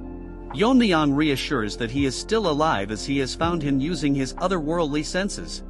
After finding the prison, Yeon-myeong tells Ijin to step aside and chops down the prison gate. His condition has worsened and they probably used the mountain subduing poison. Yeon-myeong tells her to calm down and they came here to save her grandfather. Ijin tells our boy that aside from that they used the Thunderbolt idiocy poison, it directly affects the brain and is meant to make one an idiot rather than killing them. This poison is not strong, but it penetrates the brain, making antibodies ineffective. Without early intervention there's no way, but to our Chad this is an easy thing to do. Yeon-myeong tells her to hold him down and places his hat on him. Our Chad injects his inner energy to his body and the poison devouring frenzy starts devouring all the poison within his body. Ijin notices his hand moving. Yeon-myeong thinks that it's best to just absorb the poison as his poison devouring frenzy has devoured extreme poisons many times. His complexion starts improving, and as Yeon-myeong is done devouring all the poison, he tells the old man to rise up and he opens his eyes to see his granddaughter. What's funny is that he misunderstood Yeon-myeong as his father, so they explain to him what had happened and now he is the family head. Yeon-myeong is happy that he took care of his father, and old man starts crying as he was saved by a child who wouldn't see his father's face because of his fault. He talks to the dead Longrang and he would be proud to see his son if he was alive. Even though he is old, he shall devote himself to serving the family head. Our perfect protagonist hands him his coat and tells him that he is here to arrange position for the leader and Ijin. Yeon-myeong tells him that it's time to head out as people are waiting to see him. Outside, that ugly frog is making even uglier faces as he can't believe that the old man is standing firmly, figuring out that this was done by the family head.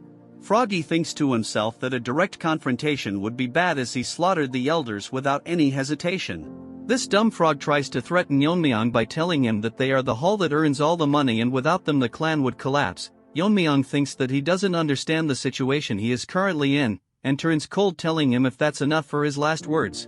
Our Chad asks old man if he has anything to say, but he ignores this frog, so it tries to hop out of this place. Thinking he will die if he stays here, that's when his body stops moving.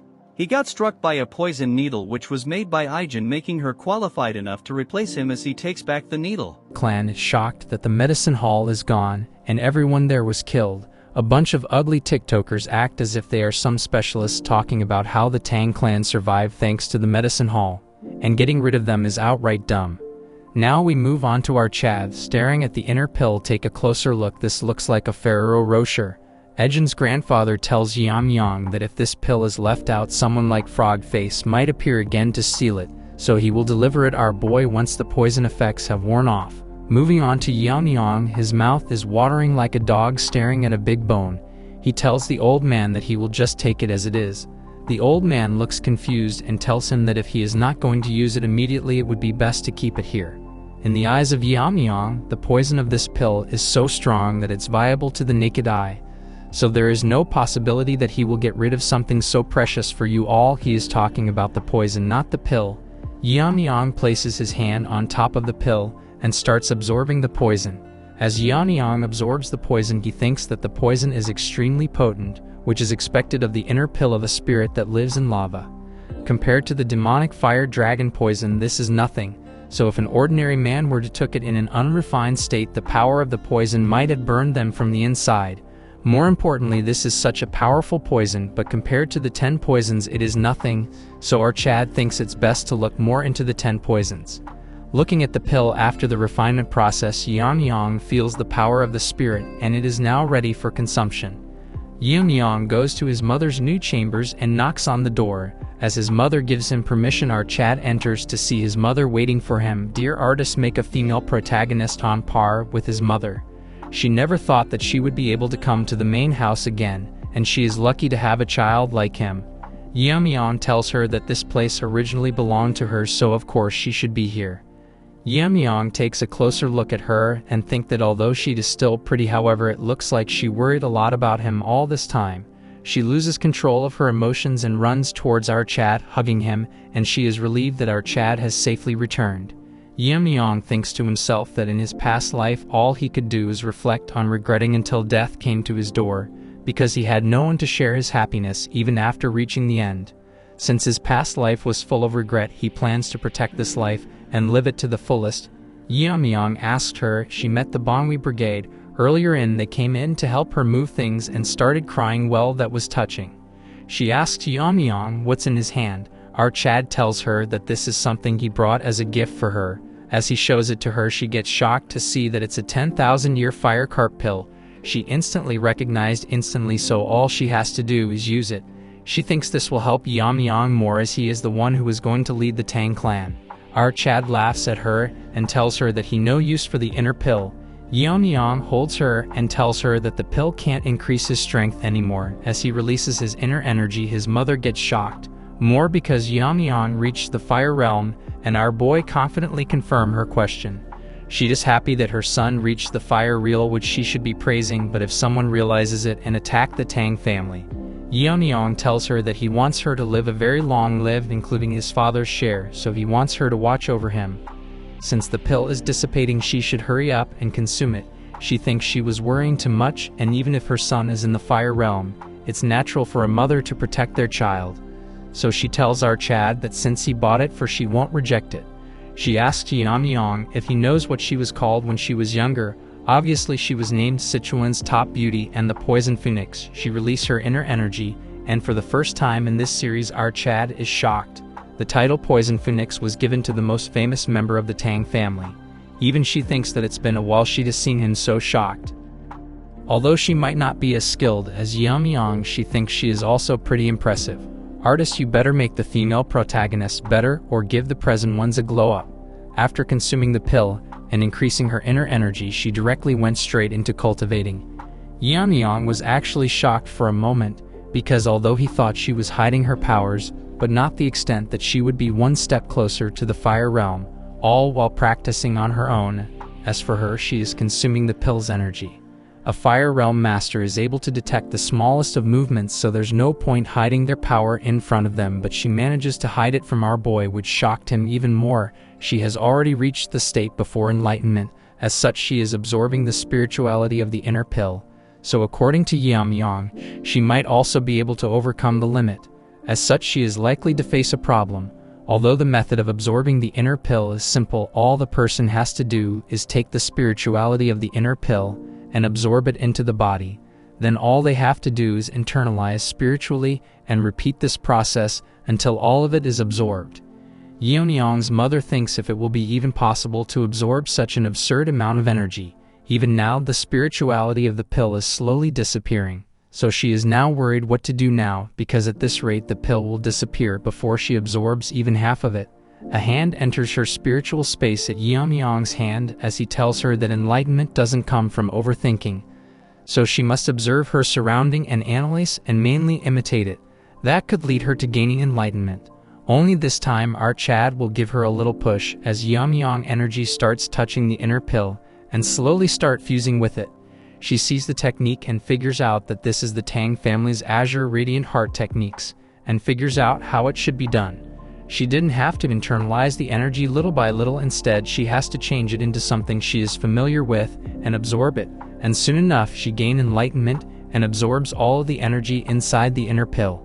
As such, Yeon-myeong confirms everyone that as she has successfully absorbed it, she has reached the fire realm. The frog falls to its demise. Seeing him dead, the irrelevant trashes run away and the Manhwa brigade starts slaughtering them as Yeon-myeong ordered them to destroy them all. Everyone in the clan gathering at the Stealth and Poison Hall. Remember White Monkey, his father the Poison King, is crying about why they are holding a meeting early in the morning when they are all so busy. One of the elder asks Yeon-myeong's uncle when he is coming, and even if he is the clan head it's disrespectful to make them wait. We will name him Bearded Barbie. Hearing all this, he controls his anger and tells them to wait for his arrival. All of a sudden one of them announced that the clan head is coming. We now move on to our Chad and he thanks them for gathering early in the morning. And today he is going to discuss something very important with them. Bearded Monkey is confused what is so important to call them all here. Yeon-myeong tells them he is going to hire a proxy head until he is of age. Hearing this, bearded Barbie asks him who he is planning to appoint among the heads. Dude is living in his own dream, but as the Chad he is, Yeon-myeong tells him why does he think he will pick one of the elders. Shocking him, I cannot believe that this bearded Barbie thought they would be temporary head after all they did to them. All of a sudden someone enters the meeting room. Yeon-myeong uncle looks at the entrance and gets shocked. As for the elders, they are pissing their pants because they can't believe she is here after decades. Yeon-myeong thinks she is the one who was most deserving of the position. After she was held responsible for the invasion, the Council of Elders dragged her down from the position of the head. She tells everyone that she has seen a lot of familiar faces and she will stop holding herself back. I am wondering how good they have to draw the female protagonist to match her beauty. She apologizes to everyone for being late. The night before the proxy appointment, during the bath, she feels glad that she has ascended to the fire realm. But the biggest problem is that she is unable to get used to the gunk that's leaving her body. Because of this, she even showed her disgraceful side to a servant. Anyways, the biggest issue is that she is still not used to her newfound strength. After ascending to the fire realm, she finally understood Yeon-myeong better. And that he has reached the highest state in the fire realm. Currently, according to her knowledge, only the leader of the Black Death Alliance has ascended to the fire realm. To reach a realm similar to him, what must have her son gone through during the competition? She thinks that after the bath she will be able to talk a lot of things with her son for the first time in a while. Moving on to Yeon-myeong, he congratulates his mother for reaching the fire realm. She gives all the credit to our boy and tells him to have a seat. They have a wholesome conversation until she asks Yeon-myeong how he reached the fire realm, and still she cannot believe that he reached this state at this age. Yeon-myeong is not sure how to answer her, since it will be hard for her to believe that he reached enlightenment due to the memories of his past life. Yeon-myeong thinks of using the competition as an excuse, telling her if she know about how one of the 10 poisons got smuggled out. She tells him she heard about it and the winner of the commutation was awarded the fire dragon poison. Guess what? He tells her that and she goes blank. While he wasn't lying. Moving on to our boy, he tells her that even after talking it, he is fine. He was addicted to poisons during a battle, so he reached enlightenment from absorbing the poison, which helped him reach the fire realm. Hearing all of this, his mother cannot believe all of this, but after thinking she gets convinced, and Yeon-myeong is relieved that she accepted it so quickly. She changes the topic and asks Yeon-myeong that when she was bathing, the servant who was helping her told her that Yeon-myeong was getting rid of the Medicine King Hall. Yeon-myeong thinks it's best to be honest with her since it's also related to his father. Yeon-myeong explains to her what they did, and after a long conversation, our Chad tells her everything. She had her suspicious and feels bad for Ijin as she had suffered so much. She requests Yeon-myeong and explains to him that she lived into the family as if she is dead because she was scared of losing her only child after losing her husband. However, she has had enough, and if he allows it, she will protect him from now onwards, even if she is not as strong as him. Moving to the present, everyone is shocked to see her and cannot believe that she still looks the same. A few thinks that she probably ascended. Seeing her, Yeon-myeong uncle is very happy as he shouts and tells everyone to congratulate his mother, as she will be the new head of the Tang family. Bearded Barbie turns into a turd and cannot believe that she is being promoted to the head and not a proxy. She thanks everyone and tells them although she is the head, it's only temporary until the true head, her son, comes of age.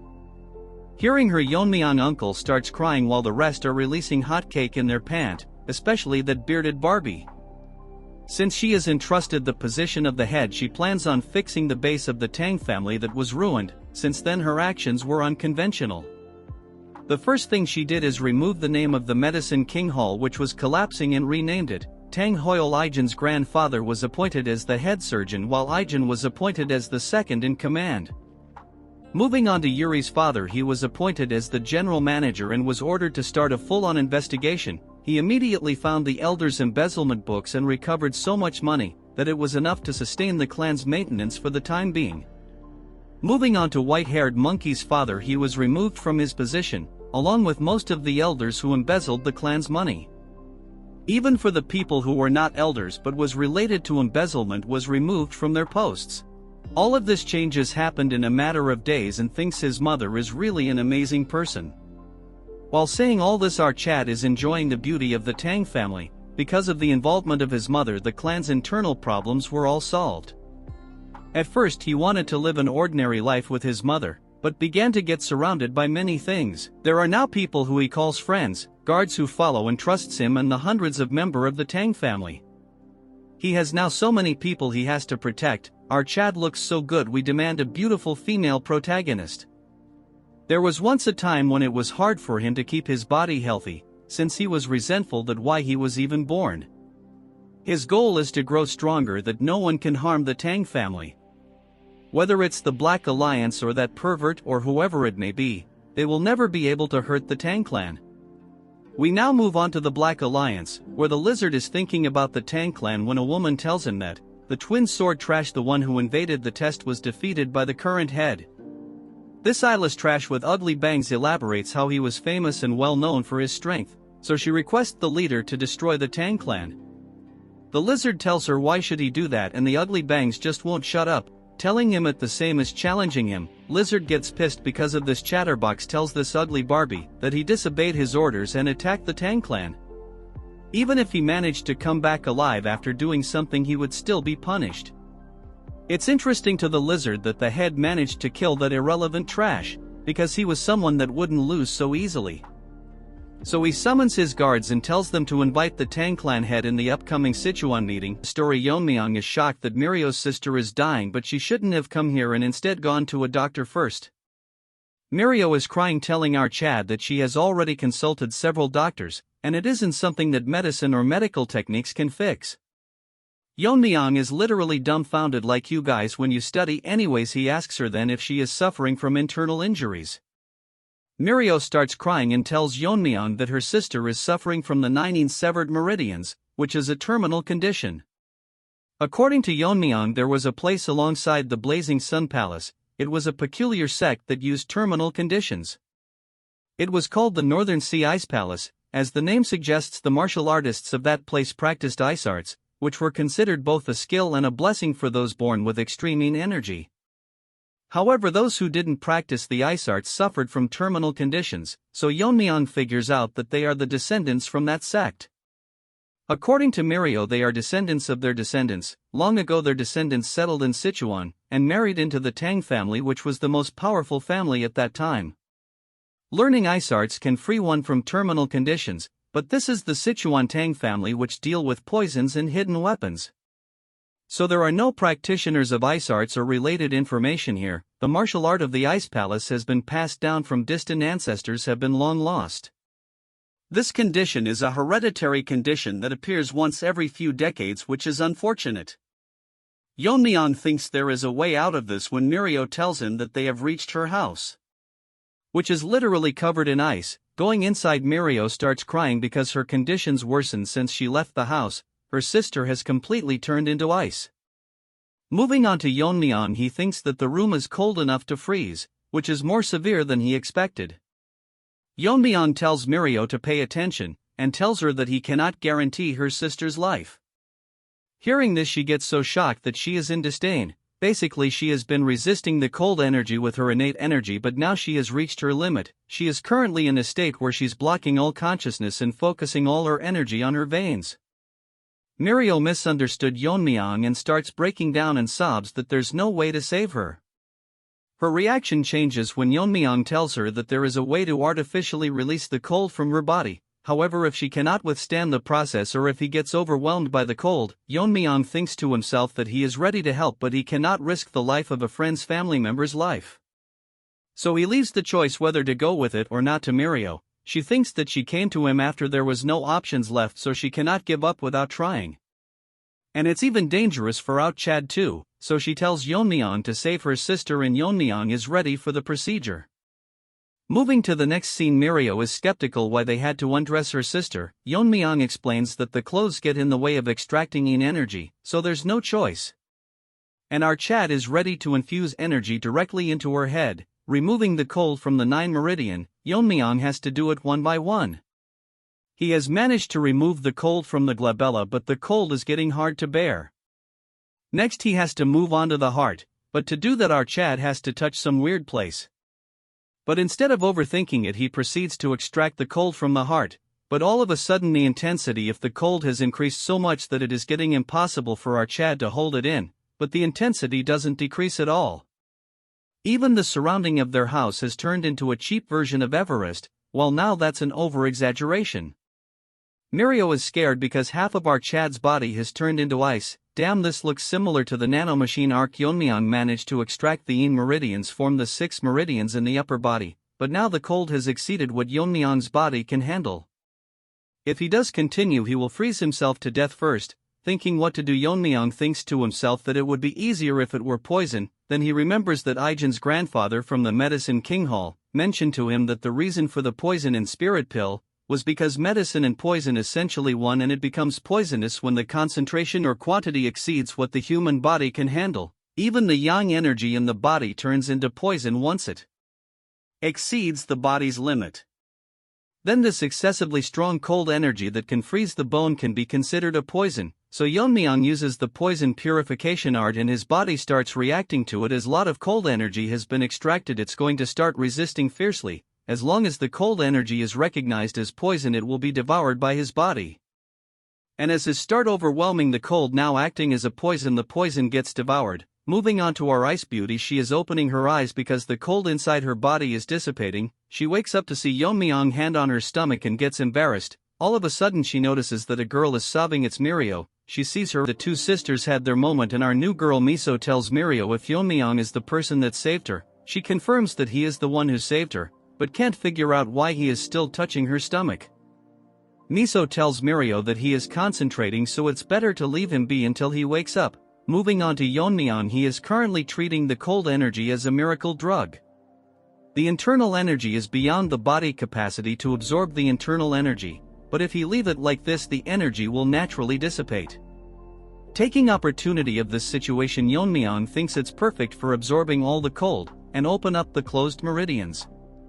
While thinking one meridian is already filling with internal energy, wondering to himself how many meridians he will be able to fill once all the cold is absorbed. After absorbing all the cold, Yeon-myeong can't believe that he managed to fill 4 meridians, which is beyond his imagination. With this, our boy has gained 4 times the internal energy he originally had. But it's unfortunate that his immediate achievement has decreased because all of them is currently stored in the meridians, so he has no choice but to supplement it by drinking poison. Dude thinks poison is some energy drink.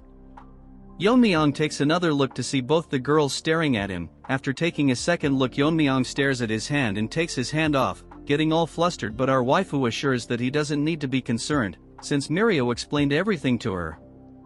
As she thanks our Chad, he tells her that it's his duty as the family head to take care of the family. Our father-in-law enters the scene to see one of his daughter half naked and the other assisting her. Misunderstanding the situation, turns into a healthy gorilla and starts shouting at our Chad. The girls come to the rescue, explaining to him how he saved his daughter.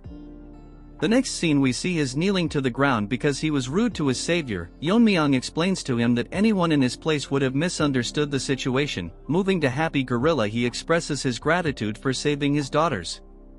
He then proceeds to tell him that he settled in the Tang clan after falling in love with a woman who was part of the family. Unfortunately, his wife also suffered from the terminal condition and passed away. He spent all his savings searching for a cure to save his daughters, but it was all in vain, so he just can't control his emotions. From now on, if Yeon-myeong needs anything, he will always rush to his side. We all know what he wants is his daughters. Moving on to Yeon-myeong, he asks him why it's so quiet inside the trading company. Our gorilla explains that after the Tang family got weak, the Black Death Alliance took over. Since then they have rarely gone outside. Yeon-myeong tells him that they will discuss about it later. That's when he notices someone calling for him. It's out 2 girls, and would you look at our waifu. Damn, the artist did me justice this time, I can't deny. She thanks our Chad for saving her life, and this is a favor that they will never forget. Seeing her talking, our Chad gets flustered. Mirio thanks our Chad and tells him that they will repay him for sure. As our Chad leaves the scene, Miso asks Yeon-myeong if he will be alright, since he seemed bewildered, so she wonders if something went wrong while he was treating her terminal condition. Mirio isn't so dumb and makes the wicked face, teasing her by telling that if she felt sad because our boy is leaving. Hearing this, she gets flustered and asks Mirio if her behavior was that obvious. Our emo girl is such a bully that she tells her that she was very obvious and it's a natural reaction. Even if it was other beside her, they would have a similar reaction. Mirio tells her to not worry, since according to her she has never seen a person more beautiful than Miso. As for Yeon-myeong, she thinks that although he didn't say anything, his reaction said it all, and he is surely conscious of her. Moving on to Yeon-myeong, he is wondering about a normal family. The next moment he dreams about marrying Miso, having a child and raising him to be a martial artist, seeing them get married and have grandchildren. This is daydreaming beyond one's wildest dreams. It's like you guys dreaming about having a girlfriend in this lifetime. Yeon-myeong can't believe that he would be nervous just by looking at someone in this life. While staring at the sky, he wonders that this is probably what it feels like in ordinary life. He wants to visit that place once again, but the problem right now is the Black Death Alliance, although they didn't directly bring down the Tang family like the Demon Lord pervert. Their subordinates intruded the contest, which is certainly a bothersome presence. Moreover, as long as they remain in Sichuan province, they will inevitably clash one day. Moving on to the Black Death Alliance territory in Sichuan, we see a servant getting scolded because the Tang family's influence has been rapidly growing. And all this is said by the trash with even trashier bangs. But she cannot do anything as she was warned by the alliance leader. She is extremely angry because the other leader didn't accept her request of attacking the Tang clan family, as the alliance had ordered them to not attack the clan. So it's best for her to stay quiet until his anger subsides. Remembering all this, she gets angry and throws her apple towards the servant. According to the information, both the new head and the family head of the clan has reached the fire real mastery or close to it, yet all the alliance head is doing is watch and wait for the right opportunity. With her current self, she cannot avenge those two twin sword retard that got owned in part 3 or part 4. That's when she realizes that since she cannot move herself, she remembers about what the alliance head ordered, that was to invite the Tang family head in the upcoming Sichuan gathering. So she will take this as an opportunity. Even now, when she closes her eyes, all she hears is Twin Sword's cries for revenge. He probably treated her to an ice cream treat. If you know, you know, so unless she eradicates the Tang clan, her anger will not subdue. The servant notices that its master is expelling killing intent because she need a sweet dessert, but since servant is ugly, she burn him to death, eagerly waiting to meet our mega Chad. Unfortunately, we all know how she will be slapped to her death. Deep in the night, in one of the houses of the Tang family, the three useless retards are talking about what to do. Ever since Tang Jihai, Yeon-myeong's mother, took over the head of the family, their positions have further weakened. Both of them are complaining this to the second elder Tang Myeongshin, but he is not sure why they are telling him all this. He blames all of their downfall on the former Poison King Tang Jiak and his son, the white-haired monkey. He points his hands towards the white-haired monkey, making a face full of anger, telling him that it's because of him that couldn't gauge the opponent's strength and kept on making enemies with Yeon-myeong. The white-haired monkey can't do anything but listen, as the elder tells him that the duo of father and son is ruining everything he has built his entire life. The white-haired monkey thinks to himself that the elder is incompetent, that he can't even stand up to the family head. That's because he is not delusional like this brainless monkey. Hearing all the insults, he daydreams of healing his arm and take revenge on Yeon-myeong. I mean, there is a limit to how delusional someone can be. Tang Jiak asks the elder what plan the elder has, since like the other elders it's hard for them to maintain their forces. Hearing this, the elder clenches his hand and tells him that he is aware of their situation. He makes a face full of anger and tells them that it is best for them to leave the family. Moving to another place, a guard is telling Yeon-myeong that they have reached the warehouse where the Tang family stores the extreme and 10 poisons. As for Yeon-myeong, he is thinking in his mind to him and that this place was originally managed by the third elder, but due to his neglect it was transferred to Orchard along with the poison hall. The guards who are guarding the warehouse see Yeon-myeong and greet him, so Yeon-myeong thanks them for their hard work. One of them tells Yeon-myeong that before he goes inside he should take a pill. Seeing it, Yeon-myeong tells him what it is. The guard tells him that this is a poison-repelling pearl, which will block the toxic air inside the warehouse, and just holding it inside his mouth will filter most poison and keep them from invading the body. Yeon-myeong shocks the guard by telling him that he doesn't need it. Our Chad makes an excuse and tells him that since it has to be held in the mouth. Many people, including the third elder, have probably held and sucked on it. The guard tells him that it's cleaned after every use so he can use it. Yeon-myeong tells him that it's not required since he can't get poisoned. The guard is adamant and Yeon-myeong gets very angry since poison is his main source of food. Dude was doing just his job but got a beating instead as Yeon-myeong orders the other guard to open the door for him. Going inside the warehouse, it is maintained very well with everything properly organized. Walking further into the room, the air is filled with extreme poison as Yeon-myeong thinks that organized, probably because this is where they store the 10 poisons. Yeon-myeong now knows why they were so worried before letting him in without the pill. If an ordinary person entered without the poison-repelling pill, they would have died instantly.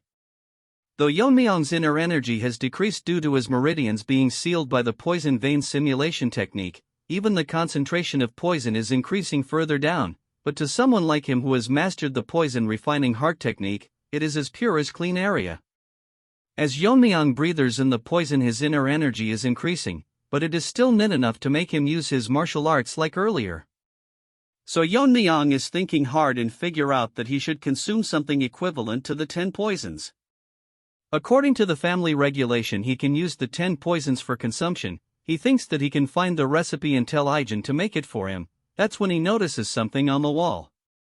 Yeon-myeong thinks something is strange, so he uses his inner energy to see that the airflow in the middle of the room is distorted, so it's more like a formation has been placed there. Our Chad decides to check it out, and after placing his hand on it, Yeon-myeong thinks that it's strange that there is a formation in the Tang family poison storage. The thing is that it doesn't seem to be done by the Jegal family. To confirm his doubts, Yeon-myeong takes out his dagger and infuses it with his inner energy. He makes a strike and splits the formation in half, but he gets shocked to see what behind the formation. There is a long passage blocked by talisman with the word prohibited written on it. After carefully looking at them, Yeon-myeong figure out that this is not the work of the Jegal family, but it was made by the magician's formation. According to Yeon-myeong, in his previous life his master has connections with several magicians. Like his master was obsessed with the sword, a magician is obsessed with sorcery. Ultimately seeking master sorcery and transcend human limits to become immortals. Yeon-myeong had a bad memory where he was thrown into a formation created by a magician, in the form of training by his master. According to him, it was a place full of beasts whose names even he didn't know.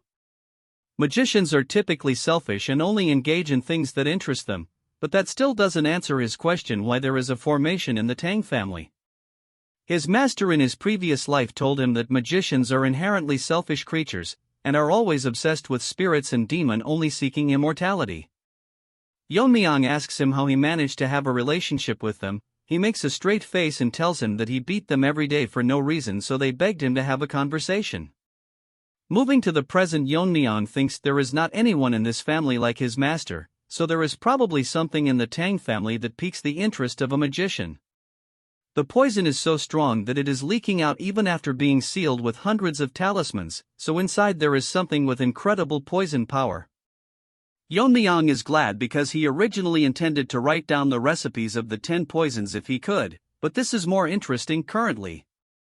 As our Chad goes further inside, a voice from the deepest ends senses that someone has entered the seal. It's not an inconspicuous time and it is not aware how much time has passed. While that doesn't matter as long as our Chad releases him. At the end of the passage, Yeon-myeong finds a few of the 10 poisons that were said to be completely lost, but in reality it was hidden here all along. Beside it there is a huge jar wrapped around in talismans which seems ominous to him. Yeon-myeong places has to feel a strong rebound. The force created was tremendous, so it seems that it's harder to break than most formations. However, to our Chad it not very difficult as long as he cuts through each one of them with accuracy. As he cuts through the talismans all around the room, he think of cutting the ones placed on the jar, as Yeon-myeong does a set of multiple moves to cut them all down. His inner energy has decreased due to the poison vein simulation technique, or else he would have finished all this in a single strike. None of it matters now as our Chad managed to cut down the ones surrounding the jar. The poisons around the jar has gotten much stronger now that the talismans have been removed, as Yeon-myeong places his hand to open the lid. Inside there is a mysterious monster, shocked to notice that the power of the talisman bounded to him have died down, so now he can see the day of the light. Yeon-myeong gets wary as the jar explodes, making a huge explosion. Luckily Yeon-myeong managed to dodge it in the nick of time, or else he would be injured.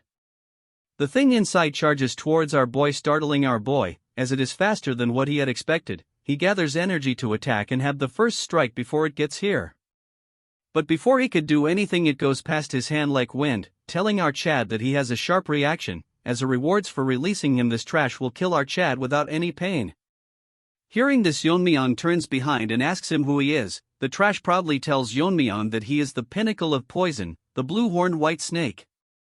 Little does this snake know he is a lottery to our boy, as he can have unlimited poison as a drink now. As the snake wraps around Yeon-myeong's arm, he is confused why it's calling itself the poison of extreme suffering, which he proudly agrees and makes an assumption that Yeon-myeong managed to block the spread of the poison by sealing the vital point in an instant, which is impressive, but he won't hold for long.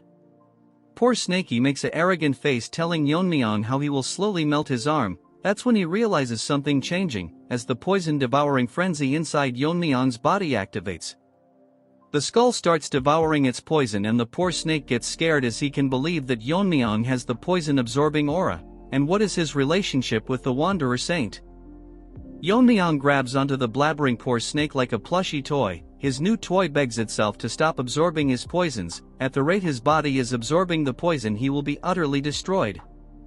Moving on to, he is making a poker face filled with anger, telling it why he should spare it. He makes a psychotic face towards the poor snake and taunts him by telling if it changed its mind because it's currently at an advantage. So Yeon-myeong aggressively starts playing with his new toy, absorbing tremendous amount of poison from the poor snake. Beggar Snake thinks that Yeon-myeong is serious and he might actually die at this rate. So he offers Yeon-myeong a deal, and hearing this, our Chad gets flabbergasted as he stops absorbing the poison. Poor Snake tells him that he only wants to escape from this seal, and if he spares him, it will act as his guardian spirit. Hearing this, Yeon-myeong is confused, so it convinces him that it would be beneficial for him, and asks Yeon-myeong if his internal energy is increasing every moment with his poison. At a rate beyond the normal. According to Yeon-myeong, its poison is incomparable to the 10,000-year fire carpenter pill or the fire dragon's poison. It's so potent that by just absorbing it surpasses his previous internal energy. The poor snake is so desperate that it tells Yeon-myeong that if he becomes our Chad's guardian spirit, it can provide poison whenever he needs it, which is better than absorbing all of his poison now. Our Chad is heartless as he, with a poker face, tells the poor snake that he has no interest in keeping alive someone who was an enemy, so he can replenish the poison elsewhere. Hearing this, the poor snake starts crying and loses hope, telling Yeon-myeong that can't he just spare him once, since he lived in a jar for hundreds of years. Hearing this reminds Yeon-myeong of his past life. Then he activates the ultimate cute soul killer face, telling him that as a guardian spirit he is bound to obey him. The soul killer face is so strong that Yeon-myeong gets flabbergasted and loses to it, so Yeon-myeong will believe it just this once. Hearing this, the Snakey asks him if he is accepting him. Yeon-myeong confirms it and tells Snakey that if he tries anything funny he will destroy him on the spot. Snakey, all nervous, promises that he won't do anything. Moving back to Yeon-myeong, he asks Snakey what he needs to do to become its guardian spirit, since he doesn't know anything about spirit arts. Snakey tells Yeon-myeong that he doesn't need to do anything as extreme amount of energy releases from its body, and a bead moves towards Yeon-myeong as it tells him that this is a spirit binding seal. Just by holding the bead, his spirit will be bound with our Chad's soul, and that is how it will become our Chad's guardian spirit. Hearing the instructions, Yeon-myeong grabs onto the bead as it releases enormous amounts of energy. Outside the chambers, the guards are wondering why Yeon-myeong hasn't come out yet, so they start panicking, wondering if Yeon-myeong is in any trouble. One of the guard tells the other one that they need to go in and check, but guard number 2 tells him that they are not supposed to enter carelessly. Guard number 1 picks up the poison refining pill and puts it into its mouth, telling number 2 that they can worry about the punishment later, but they cannot let the future leader suffer in a place like this. Number 2 closes his eyes and takes a deep breath, telling number 1 that he is as stubborn as always. He opens one of his eyes to see a very bright light exuding from the poison chambers. Number 1 thinks that something is happening inside and it's causing huge vibrations. As the light intensifies, number 1 and 2 starts panicking, calling for Yeon-myeong and if he is safe. Our Chad come out of the chambers as an aura is surrounding him. Back at the chambers, after Yeon-myeong made Snakey his guardian spirit, he got the guardian spirit aura and dragon scale. Unlike the usual guardian spirit aura, this one feels like a tangible outer layer, thanks to him absorbing the poison of our Snakey, which helped him fill all 12 meridians at the same time, so he considers himself lucky. Blood wanted to kill the snake a few minutes ago. He needs to suppress his aura and control the output, or else he will gain overwhelming attention from everyone. From Yeon-myeong's aura a small part arises and our snaky manifests itself, telling our Chad that does he need to be concerned about the people below him, and the Wanderer Saint flaunted it openly.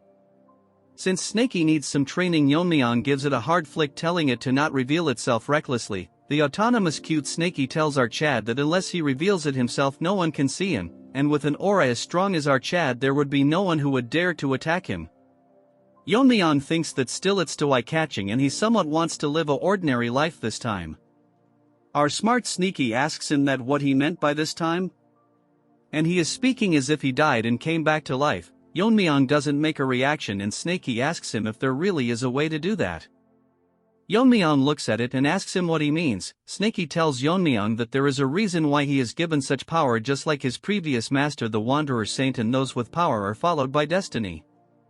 Hearing this, Yeon-myeong asks Snaky if he was exploited back then. Hearing this, Snaky starts sweating, telling out Chad that his previous master was even more inflexible than him. The previous trash master worked Snaky to the bone until his dying days, then he summoned an exorcist to seal him in a jar, because he deemed our cute snake too dangerous. Yeon-myeong figured out how all this was connected to the exorcist, and he was a highly ranked spirit. As for Snaky, he is getting angry just thinking about him.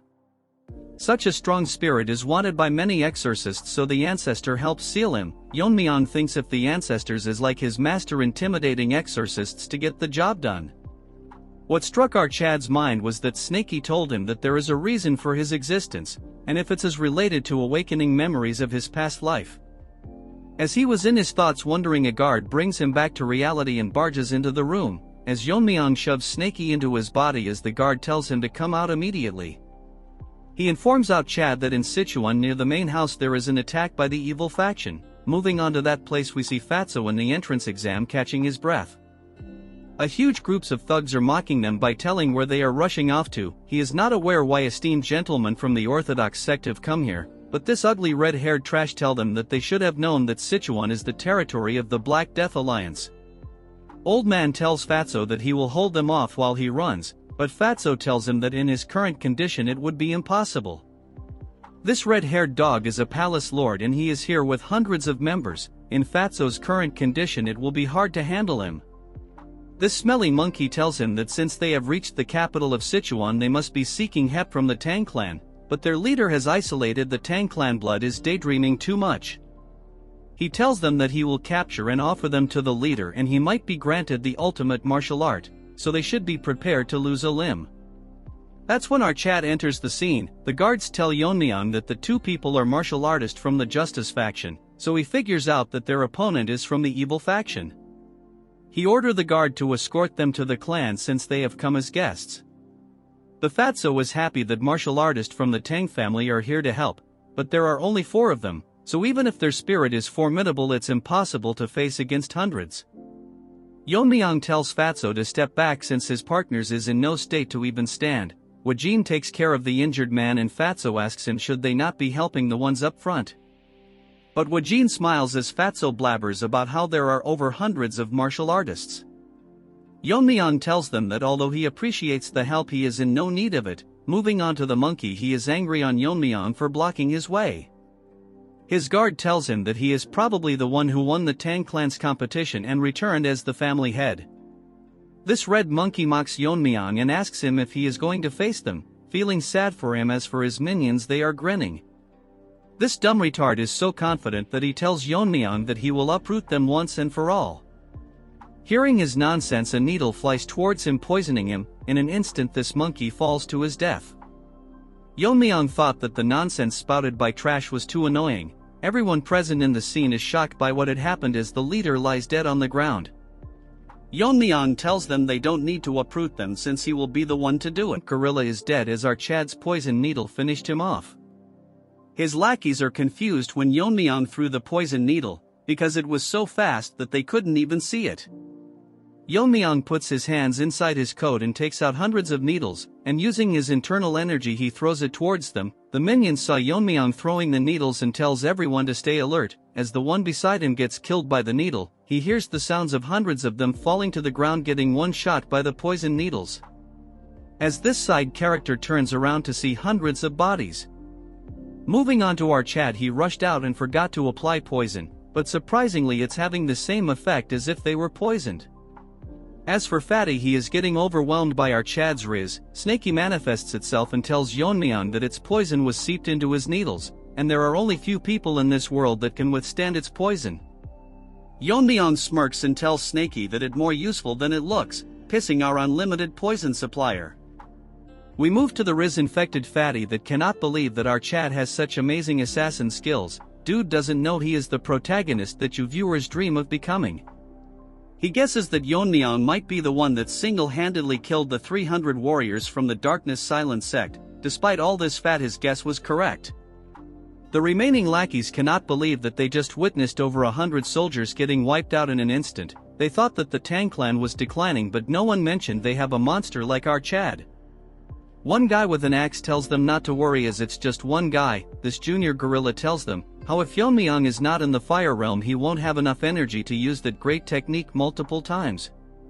Gorilla wanted screen time, so it charges towards our Chad, landing a heavy attack, telling Yeon-myeong where all his bravado went. Gorilla is the only one talking. Let our Chad cooks, as Yeon-myeong grabs onto his axe and breaks it, like your hearts when girls reject you.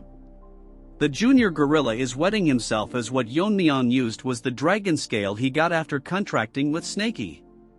The minions gets nervous as they see Yeon-myeong using the 10,000 heavenly flower rain. Moving on to our Chad, he is ready to attack, and Fatty, seeing what our boy is doing, gets nervous as they heard that the Tang family's secret technique was lost after facing the heavenly pervert's attack, which was all a mistake, and their strength is still solid.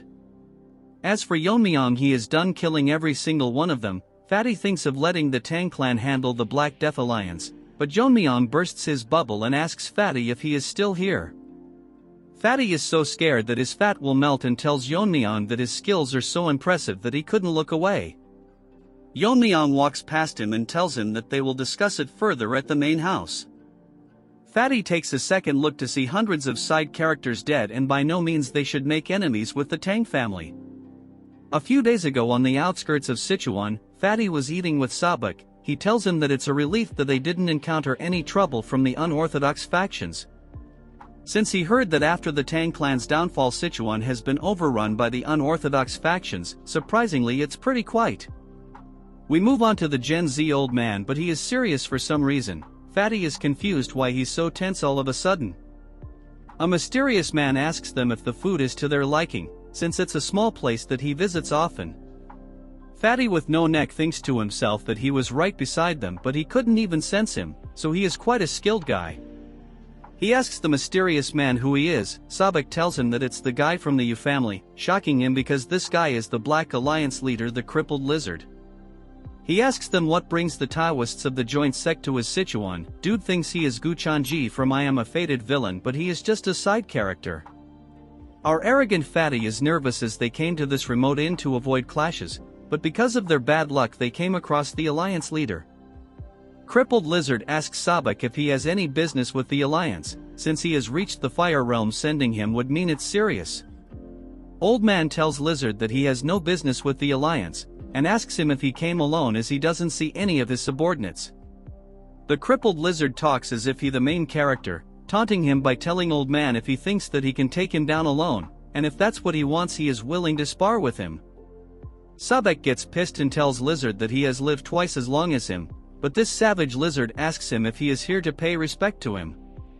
Sabak gets so pissed that he releases his energy and tells him that in a battle between Fire Realm masters the years of accumulated energy are crucial. And if Lizard is confident enough to handle the energy he has built with his sect techniques. Fatty thinks that Sabak is more hyped than usual, so he might actually start a fight here. All of a sudden both of them get shocked because the lizard releases his energy and tells them that he destroyed multiple sects with his own hands 10 years ago. The only reason that the joint sect survived was because they were far away from Sichuan. If a fight is what it will take him to understand this, he knows a place nearby for a quick spar. Fatty is smart to tell Sabak to not be impulsive and jump into a fight, but he wants to be a protagonist as well and show the crippled lizard that the martial arts of their sect is the best in the world. We move to the present as Fatty tells Yeon-myeong that was how they ended up facing the crippled lizard, but our Chad tells him that it's different from the one that he saw earlier. Fatty explains that the ones chasing them came after this. Moving to his story, the lizard was terrifying as on one side stood our old man and on the other was the crippled lizard. Sabak took his sword out and tells Fatty to step back. As for the lizard, he is ready to face him. In an instant Sabak disappears, rushing towards the lizard, attacking him, but he blocks it using his bare hands. Telling this old man that the sword technique is pretty decent, since it's powered by internal energy. Basically, old man uses the resonance of the inner energy to drive out other energies. Fatty can't keep up with their speed and thinks this is what a fight between warriors who have reached the fire realm looks like. As they exchange swords, the crippled lizard managed to stop the old man's sword attack with his bare hands, mocking him by telling him how he bragged about his internal energy, but it's not up to the mark. This dumb old hag gets even more pissed and starts using the ultimate technique of the joint sect, releasing waves of enormous energy. Seeing this, the dumb Fatty thinks Sabak is overwhelming the crippled lizard but notices him smiling. In an instant, with multiple attacks at the same time, he blocks the old man's attacks. Sabak comes back to reality, realizing that the lizard is intentionally blocking all his attacks at the last moment. It's as if he is testing his, even though he is from the unorthodox side. Since that's the case, he will go all out, using the full power of his secret technique. As for the lizard, it managed to figure out his technique. The secret technique lands, it causes a huge explosion as strong as an atomic bomb. Fatty is shocked that Sabak used the secret technique of the clan. The old man gets up, showing our Fatty how he managed to defeat the alliance leader. Dude is literally in a dilemma that he is the protagonist. Fatty tells him that all of it is fine but they should leave soon. That's when the crippled lizard tells them that the technique requires more precision. The martial art is fitting for the joint sect, which is one of the major orthodox factions. He is unharmed and explained that the technique is using the internal energy amplification through intent. So even though it's called the demonic sword technique, it's basically a powerful internal martial art. Moving on to Fatty, he tells Sabak that what he is using is defiantly the sect's secret technique. However, it's not the usual mixed energy. Lizard acts arrogant, telling them why they are surprised, since if one understands the principles it's easy. So it doesn't exclusively have to be a demonic technique. Sabak moves Fatty to the side as the lizard launches a tremendous attack filled with energy, telling them how he will rename the technique to the divine subduing energy. Can't wait for Yeon-myeong to face up. I think our Chad snake is enough for this lizard. Yeon-myeong confirms it from Fatty if the crippled lizard actually used the martial arts of the orthodox faction. Fatty puts his head down and tells our Chad that he adapted the martial art to his preference. Although the energy he gathered was different, the technique was undoubtedly the essence of the demonic sword art. What's surprising is that the power of the copied technique surpassed the original demonic sword technique. If old man didn't use the last bit of his internal energy to block the attack, they would be dead by now. Yeon-myeong is actually impressed because Sabak was definitely in the fire realm, so to comprehend his martial arts in just one duel is impressive. While thinking to himself, Fatty intervenes and tells Yeon-myeong that they have come to the Tang clan for one purpose. So he requests them to cooperate with them in the great martial arts competition of their sect. The Heavenly Demon Cult is a religious and militant group located in Xinjiang. They were once so strong that they could rival all the 9 great sects and other martial faction. After numerous fights in martial arts world, the orthodox faction is still not confident enough to confront them. The main reason behind it is because the entire faction moves at the command of one person, the sect leader. However, the situation took a change when the sect leader's son, the creepy pervert, emerged with innate martial talent and gained his own personal followers. Because there might be an unintended factional split, the pervert left the clan and led his followers with him, founding the Heaven's Brilliance Demon Cult. This is the reason that has weakened the elite ranks of the sect, making this the last opportunity to eradicate them, but they are worried about the Black Death Alliance to their south. So if they move to the north while their elites are out to take care of Heavenly Demon Cult, they will suffer great losses. The martial power that our Chad displayed earlier was so strong that he could prevent the Black Death Alliance from moving north. So it's his humble request that while the Tang family stops the Black Death Alliance while they eradicate the Heavenly Demon Divine Cult.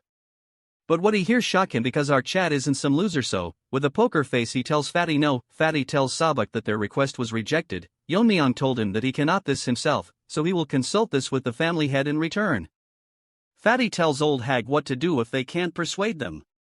Sabak tells them to wait for the time being. Fatty tells him that this is not the only problem, but the state of the Tang clan is quite different from what they expected.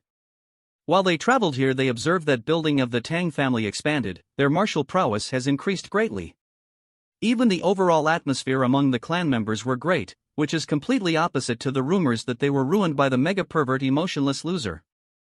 Sabuk gets into character and tells Fatty that he noticed it, and figures out that there must be a driving force that revived the clan.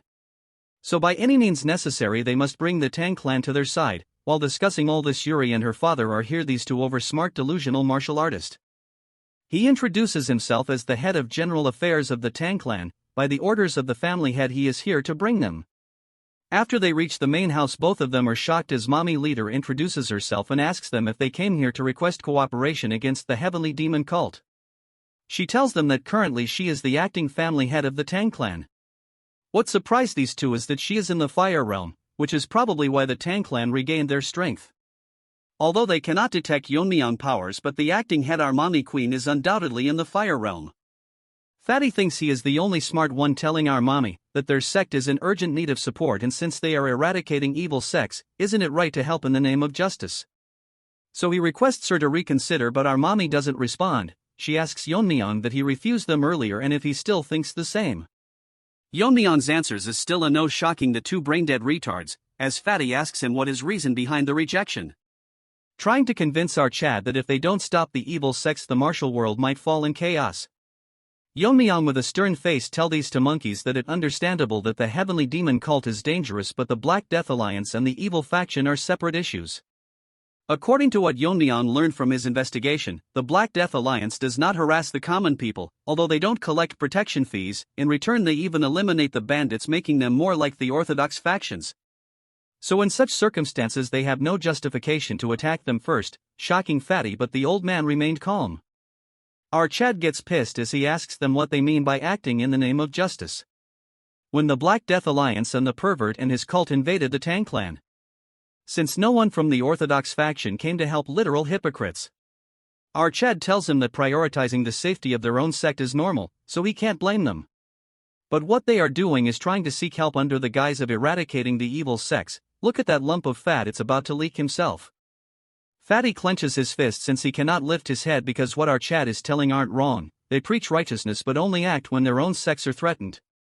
The dumbfounded old man apologizes to Yeon-myeong for not considering the Tang clan's position. Fatty is shocked that usually in this case old man would be angry. Well, if he really got angry he would have to carry his body. He tells Yeon-myeong that he was short-sighted and it's natural to refuse when all they do is talk about their own benefits in the name of righteousness. He changes his term, telling our Chad that they are willing to pay a fair price, so now it's not a favor but a cooperation. Since this is the case, Yeon-myeong can't refuse them anymore. Hearing this, Fatty instantly tells them how they should discuss the forces they can deploy. But he gets stopped by our Chad as he transforms into a monster, telling them how much they are willing to pay. Look at him, guys. After they left the building done with their discussion, Fatty lost some weight because they will have to pay several years' worth of sect maintenance. Old man thinks that if it can save their sect this is a small price to pay. He tells Fatty that he must be confident to offer such an amount, which Fatty agrees because their martial powers are impressive. Because they are close to the crippled lizard. As for Yeon-myeong, his power are hard to guess, which the Fatty can't believe because those at the fire realm can sense it. Since Yeon-myeong can do it, he is surely the strongest person he has come across. As our Chad overhears all this, getting impressed because the old man realized that he is hiding his powers. Mommy tells Yeon-myeong that it is not entirely about collecting money and there must be a reason why our Chad agreed to this. Yeon-myeong tells her that the Black Death Alliance good deeds to the Taoist, but he cannot trust them. Mommy tells Yeon-myeong that orders has been maintained in Sichuan after all the major sects fell. Yeon-myeong tells her that it's all because of that crippled lizard. The only reason they classified as an evil faction is because they didn't join the orthodox faction. They're more like bandits because they ignore righteousness and only pursue their personal gains. The current order in Sichuan is temporarily maintained by crippled lizard. If things go slightly wrong in their rule, they push out their business competitors and plant spies to invade or bring down other clans. So although their nature didn't change, the current order is only maintained by lizard. If he were to disappear one day, the evil faction under his would go crazy. Mommy finally understood his point, so she asks him what his current plan is. Hearing this, Yeon-myeong smiles and tells her that it's simple, so all they need to do is prevent them from going north. Mommy is not sure if they are strong enough to block the Death Alliance since she is not aware of Yeon-myeong's current strength. Our Chad with a straight face tells her that since they cannot block them directly, he will block them internally. Hearing this, mommy cannot believe that he is gonna infiltrate the main base. Our mommy, I mean my mommy, never mind, she is nervous how he will sneak in. Yeon-myeong tells her that recently they sent an invitation themselves. Hearing this, mommy gets confused. Unlike the previous competitions, the gathering is now a tournament where the young master of the evil factions face each other. Yeon-myeong will attend the gathering and confirm their true nature, and if they don't eradicate their evil nature, he will kill every one of them. In some other place inside a carriage, a man is telling someone that when they reach the Tang clan, the person should not do anything to offend the family head. It's that skinny Barbie. This time he bought her niece, and if what he said about Yeon-myeong is right, while his hand keeps shaking, she will do anything to win him over. Well, she is cute and an actual Barbie. She is the young lady Yeonjeong. This is it for today. Early access will be given to members, and make sure to like and subscribe.